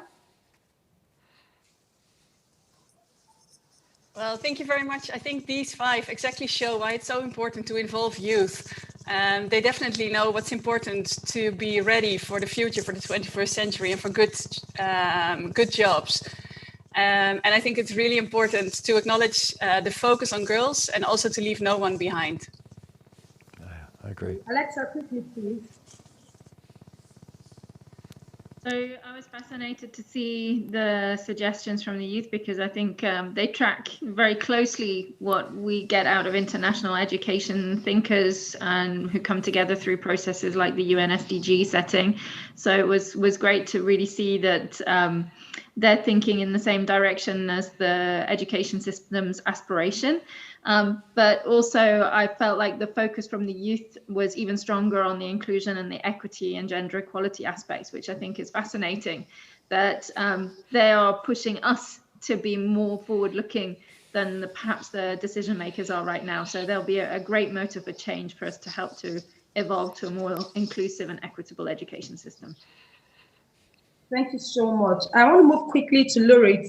Lurit, if you can hear me, I wanted to ask you, I know you have, you're a very strong activist with the One campaign, and you've been doing a phenomenal work so far. So my question is going to be, can you tell us a bit more about your background and how the skills you believe you've developed over time has guided or helped you in the course of your journey as an activist? All right. Thank you so much, Chidi, I'm very happy to be part of this forum that puts youth at the heart of service delivery and development, particularly quality education, and coming in with gender equality as well. And it's great to see that education is actually connected to youth generally, and that's based on their transition into today's world of work. It's great to see that. And genuinely, for me, education is so much more than sitting in a classroom and just going through a theoretical aspect. For me, education is about saving lives, of which education has generally saved my life. Today, I live in Kenya. I am originally from South Sudan. My family left South Sudan following the civil conflict that has gone on over the years, over this particular period of time. And by them settling in Kenya, I've actually been able to go through school. And considering these particular factors, I've experienced so much to do with being a displaced person. And to make it even worse, a displaced girl, you know, and that in itself is a whole difficult situation. And by the fact that I've been able to attend school, I've been able to, you know, go through different experiences that have put me at the heart of understanding how much education has value to every single person's life. And I would say that now that I've gone through an education, I'm fully aware of what education is to the youth, you know, and it gives me a chance to start life on my own, considering the fact that I've been able to understand different things and I'm more aware as an individual. So I'll tell you, without education, displaced people and almost every single person in host communities are at risk of a poverty cycle, from unemployment to long-term unemployment to being trapped in informal unemployment. You know, the fact that they cannot go through certain progressive aspects. And quality education basically gives the skills for people to secure decent work, successfully enter the job market, and meet their potential. I'll just give a small story, just a very small one, very briefly. My personal experience as a displaced girl whose experience education simply shows the fact that I'm able to articulate different things better. And also the fact that host communities are trying to create this, like a platform for us to exist. And I'm actually in the university, and I've seen multiple people not being able to complete school, unfortunately, because of different barriers that keep holding them back. And considering now that COVID has come up, a few girls have not even been able to complete school because they would have to resort to marriage to survive, you know, at the end of the day. So I'm genuinely impressed by GPE's efforts to work with countries and integrate refugees and every single individual towards education. And with confidence, I could say that because of education, I'm a girl who's been able to experience so much, and I'm able to come here and actually articulate better, articulate issues, and, you know, learn better, critically think toward specific things. So that when I'm put in a certain space back in the country, I'm able to invite more people into the space. Thank you. And that's such an important point that you've raised. Thank you so much. Let me quickly move to Mohammed. Mohammed, I know you're a GPE Youth Ambassador, and I am very familiar with your work, and I think you're doing also a very impressive work locally. Can you share a bit of your personal experience with us, right? Which skills, like practical skills, which practical skills do you think are very important in development? Thank you, Chidi. The fact is, education saves lives and changes stories.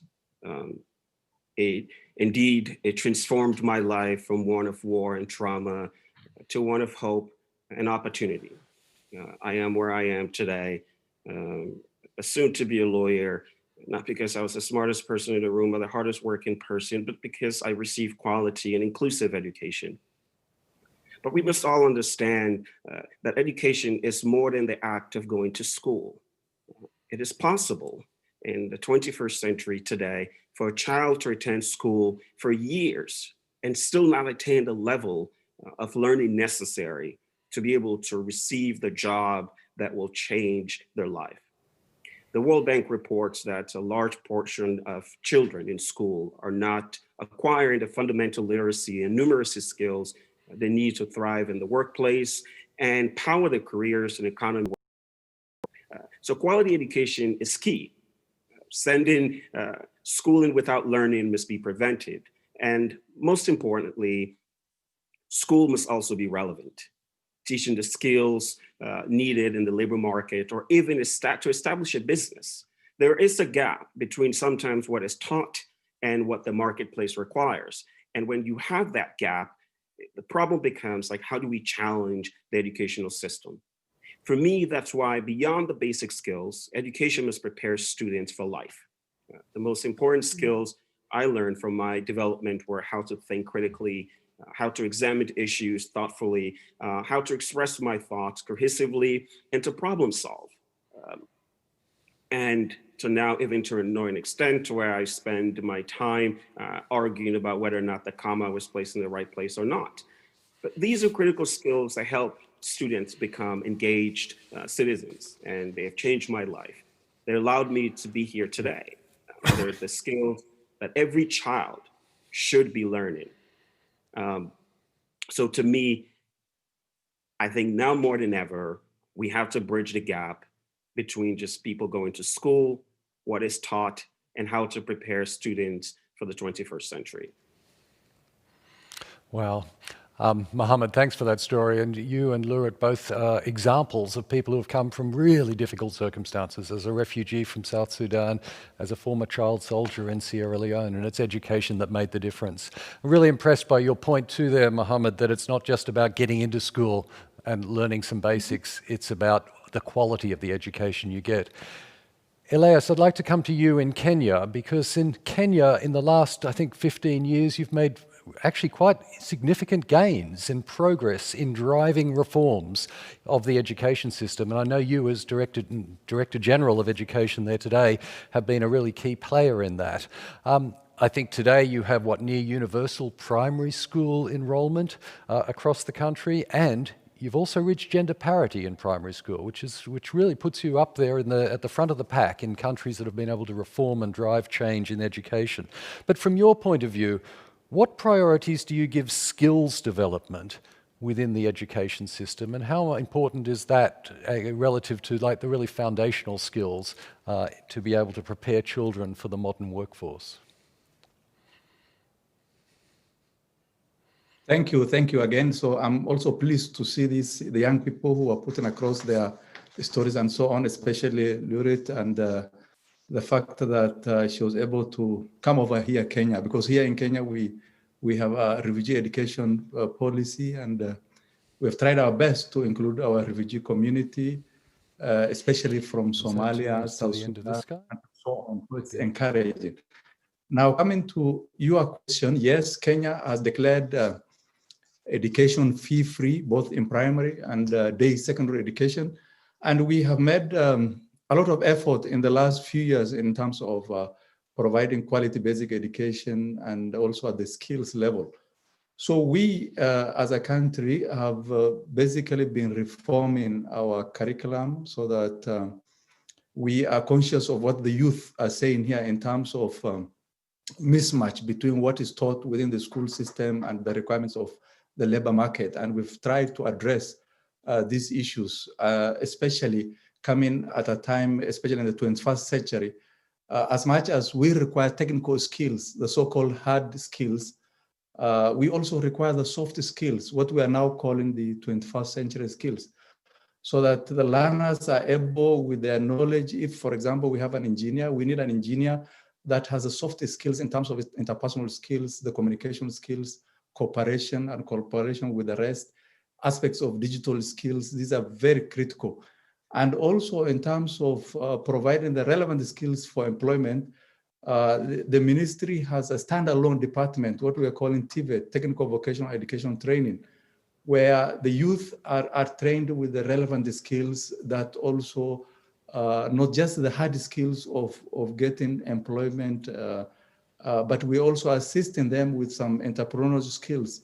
They're given skills on knowledge of finance, how to, be able to start up businesses, and so on. At the universities, we also have business centers that take care of the needs of the youth in terms of incubations and so on. Equally, to address also the large educated and employed in the country, we also have come up with internship programs.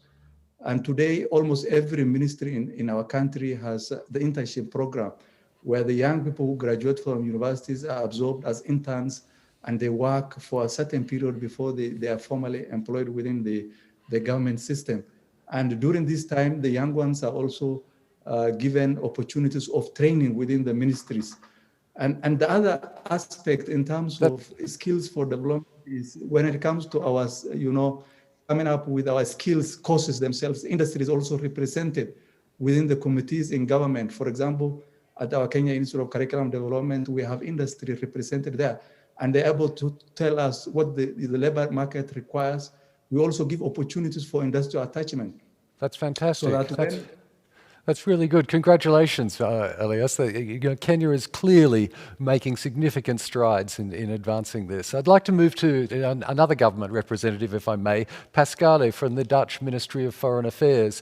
You know, the Netherlands is sort of considered a bit of a trendsetter, a global leader in social and economic development at home. Can you tell us a bit about what you do in supporting other countries in education and skills development to support their children for the modern workforce? Yeah, well, thank you very much for inviting me. I think the Netherlands and GPE have been partners almost from the start. And it's a privilege to participate and to be inspired by so many of the panelists. Well, the Netherlands believes that education is a human right, and youth education and work is a priority in the Dutch Development Cooperation policy. So we believe that access to 12 years of free, quality and inclusive education is fundamental for every young child. And we proudly support many initiatives, and I will name a few. We, of course, strongly believe in GPE as the coordinating a multi-stakeholder partnership to achieve more impact for children and youth. We also support Education Cannot Wait to provide education for refugee and displaced children and youth in crisis situations for a better future. And we believe we need to bridge the gap between education and the labor market. As my colleague from Kenya also said, we need special attention for future skills. And those are both the technical skills and the soft skills, critical thinking, problem solving, for future work and future challenges. And we need to focus on girls. I think recently there was a report that if we invest in girls, not only from a moral perspective or an equity perspective, but it also increases 10% of the GDP of countries. So there's also a very economic strong point to be made. And lastly, we also support through the Dutch embassies, and they are in the countries that the other panelists are as well. We support local initiatives to improve skills of young women and men so that they are better prepared for the job market, the Nexus Skills and Job Program. And we also support through the Orange Corners program many young people in entrepreneurship. How do you become an entrepreneur, and what skills for the future do you need for that? And then lastly, we have a really rich program, and I'm really proud to be able to represent the Dutch government. But we also aim to improve the professional and university education by support to the cooperation between the Dutch and the local knowledge institutes and universities in the Middle East, Africa, and Asia through the Orange Knowledge Program. There's a lot there. Thank you. Chidi. Yes. Thank you so much, Pascal. I want to quickly move over to the private sector. It's a sector that's extremely important, especially when it comes to education. So Alexa is the Director of Education, EMEA region for Microsoft. Alexa, I know you work in Microsoft, right? And you're very digital inclined, but I really would love to know, the Youth Manifesto spoke to the digital skills that are needed for today's jobs, but is it really key that every young person must have digital skills as their key points or major points of operation at this time? So I think right now we've seen actually a huge acceleration in the requirements for digital skills. I think already prior to COVID, we saw globally and also in Africa a huge skills gap when it came to digital. And that gap consists of two main areas, one being the basic digital literacy. There's still a huge amount of the population across the world, even among young people who are digitally excluded, who don't have the access and the opportunity to develop very basic digital literacy, which enables them to be a digital citizen and a digital consumer within the way that life is increasingly evolving today. And at the same time, we also see a huge gap when it comes to those higher level digital skills, which could be important for the world of work. And we see on one hand, within those higher level digital skills, which are necessary for work, that almost every job is becoming more digitalized. Jobs which were traditionally very much focused on face-to-face only are requiring some level of digital literacy to be able to navigate, say, a booking system, or to collect online payments, or to do very fundamental tasks, whether you're a taxi driver or a hairdresser, to do fundamental tasks that can help you use the digital tools that can support a business. But then at the same time, this importance of having very sophisticated digital skills that enable us to really build the services and solutions of tomorrow, and to enable economies to have a locally active digital economy, which is really creating and building solutions which are locally relevant and locally important, diverse and inclusive. And so there is a big challenge right now to make sure that we have these skill sets. It's been accentuated by the pandemic, and so we see this actually accelerating in terms of a problem. And so I think the youth have really hit the nail on the head when they've said that this needs to be a priority for their education systems to ensure that they're actually able to face this digital future more effectively. Thank you. Alexa, that's fantastic. Thank you. Thanks so much. For you people out there, I've just been told there are hundreds of people watching this, all from Sudan, Uganda, Zambia, and Nigeria are 4 countries. And let me say, if you want to ask a question of any of the panelists or make a comment, press the Ask the Speaker button, and it'll allow you to do that.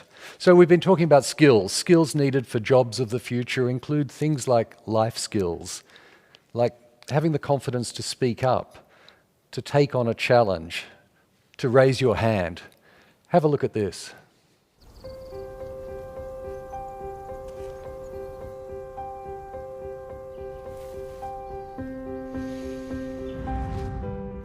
When she raised her hand, it was to reach the highest point. When she raised her hand, it was to touch the stars.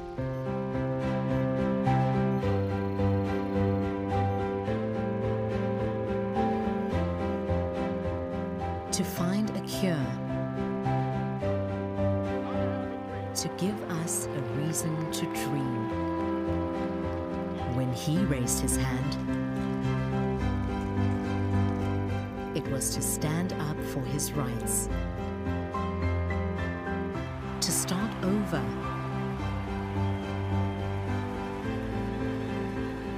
To learn against all odds.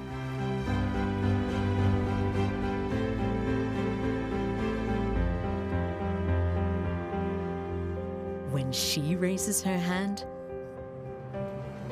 it's to answer yes, to seize her future. Every change starts with a powerful act.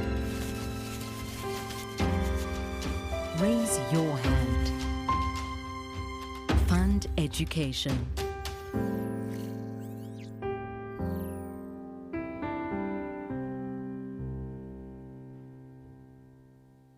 Campaign we launched just last month to raise significant money for education. We'd welcome you to and invite you to join us in raising your hand. Go to raiseyourhand.net and you can see some terrific sort of advocacy stuff that we've got there to really push along the education financing needs. We'll be right back with the next part of our panel in just a moment.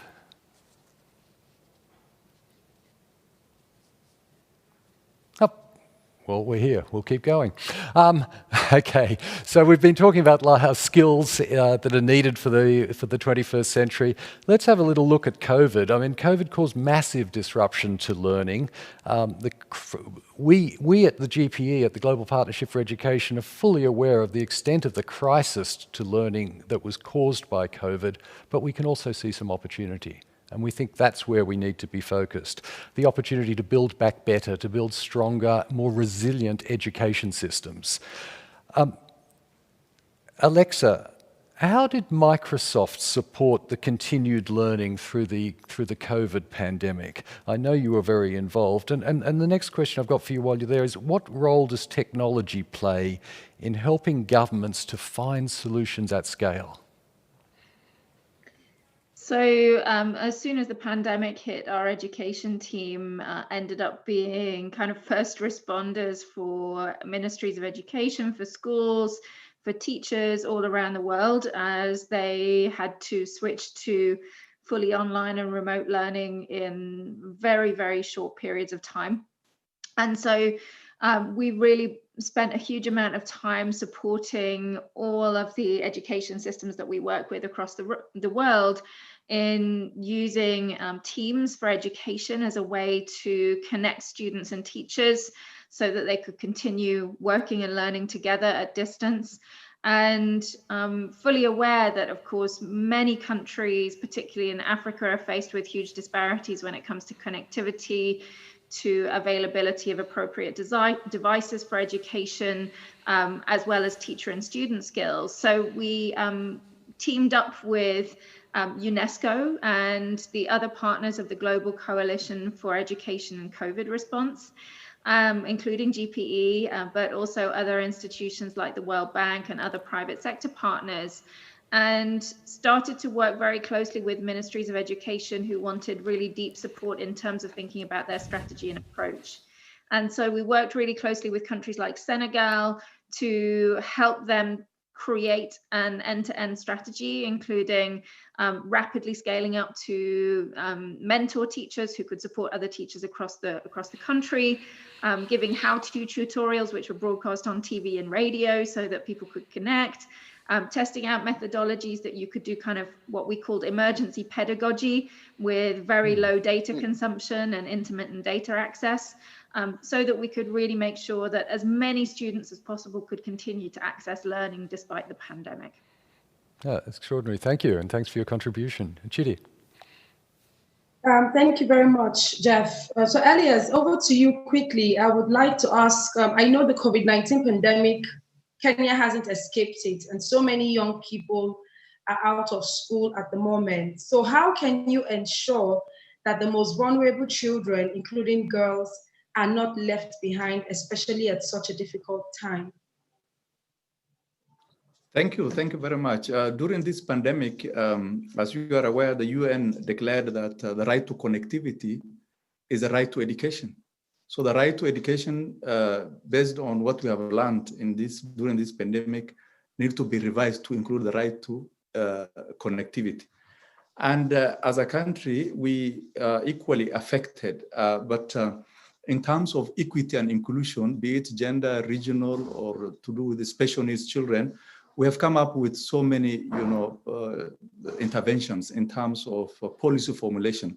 First of all, as a country, when it comes to the vulnerable children, girls and so on, we have come up with policy. For example, in our ministry, we have the gender in education policy that addresses issues to do with gender, so that as teaching takes place even in class, our lessons are gender responsive, so that teachers are not tempted to teach only boys, but also include girls in the class, to give them the opportunity to raise their hand and ask questions and so on. Equally, in the gender education policy, we are addressing aspects to do with barriers to education at the demand level and also at the supply level. Demand in the sense that if the household is not demanding education, we tend to remove those barriers, include giving, for example, scholarships, giving uniforms to these children so that they are able to attend school like the rest, providing meals, school health and nutrition policy that we have come up with. And at the supply level, we are providing all textbooks to children, irrespective of where they come from. We are also equipping schools with facilities that are required in form of even teachers and so on. Equally, we have come up with targeted. Well done, Elias. That's really impressive, Elias. And I think on the textbooks, I've read somewhere that not only did you get a textbook to every child, way ahead of your goal of having it done in a couple of years' time, but you also were able to review the whole procurement system and get textbooks done considerably cheaper. So congratulations again to Kenya. Lurit, could I come to you, please? What advice would you have for governments to build back better so that all children could leave school with sort of the confidence they need and the skill set for the 21st century workforce? Okay, thank you very much. I'd proceed by saying education is simply preparation for opportunity. Yeah. And quality education is basically sustainability throughout opportunity. And the advice I'd give to governments, I'll give it in 3 pointers. 1, accessibility and sustainability, availability and relevance and adaptability. 1, building back is so much more than a catchphrase. You know, it's a commitment to ensuring that every single child is able to access quality levels at quality education at any level, beginning with race, identity, and all those particular things. And this factor is, yes, before students can leave and join the workforce, the question is, how sustainable is it? Can they stay in school and actually learn what's relevant at that particular point and go all the way to the end and prevent any kind of barrier, for example, dropouts and all those particular type of things? Secondly, we can see that even before COVID, there were so many barriers. Allow me to speak on the girl child specifically.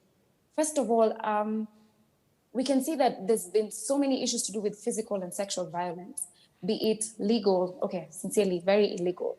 But the thing is, girls tend to face increased risk. In as much as we're trying to come up with progressive realization, they still experience certain barriers that keep on affecting how they are. So the question in this particular case, building back better simply means we need to eliminate all kinds of barriers, be it economic or social, so that we can bring in gender equality in this particular factor. Lastly, I would like to say that Just before, quickly, yes, for sure, before any student gets into the workforce, they need to get in touch with 21st century skills. And that's what's really missing. That's really the gap, you know? They need to critically think, solve problems, and they need to creatively think so they can build more to the already existing labor market and sustain further generations. Thank you very much. great point. Thank you. Chidi.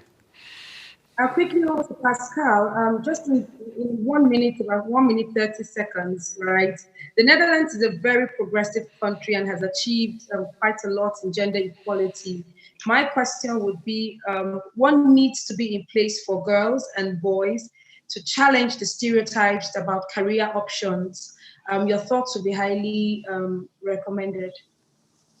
Well, thank you very much. First, let me agree with Lurid that schools have to be a safe place for girls. I mean, without that, we can't begin. And stereotypes, I always think when I wanted to become an ambassador, all the ambassadors were gray and bald and men, and I didn't know what they looked like. And then I was ambassador in Mozambique, and my son just picked up the phone because it was the French ambassador calling me. And he said, "Mommy, the French ambassador wants to talk to you. Do you want me to tell her to get back to you?" So he's 11.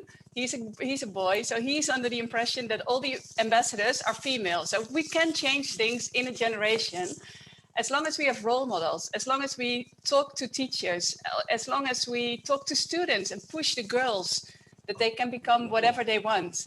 And we create the conditions for them to be safe and strong and to pursue their dreams. Thank you so much. Create an environment to be, strong enough to pursue their dreams. Mohammed, let's quickly come back to you with this question. You've shown us the value of education in your life. It is so obvious. What recommendations do you have for countries so that children and youths are better prepared for the workplace? Because that's what I find is the missing link. No preparedness for workplace experiences. Without sounding redundant, make this brief. Preparing youth and children for the world of works means we have to ensure that the entire education system is inclusive, equitable, and delivers quality education to each child, irrespective of gender, income inequality, class, or race. At the heart of transforming education for the 21st century is financing. Spending limited resources wisely, fair, and ensuring that systems support the most vulnerable. So we're living on the precipice of a generational catastrophe on account of COVID-19. Protecting domestic financing in the face of severe economic and budget constraint must be paramount. As should be donor financing that doesn't deprioritize education in the face of a crisis. The private sector's support is also key to partner with ministries of education and organizations like the Global Partnership for Education to ensure curriculums are relevant, public systems deliver quality education, provide the skills needed for the 21st century, and focus on the furthest being first. And this goes beyond one school, one student, or one textbook to delivering results that can impact every school, teacher, and student across countries, regions, and for generations to come. And lastly, students must be prepared for the future, however uncertain that future may be. We need to go beyond the literacy and emphasize learning outcomes together with social and emotional development, critical thinking, and other 21st century skills.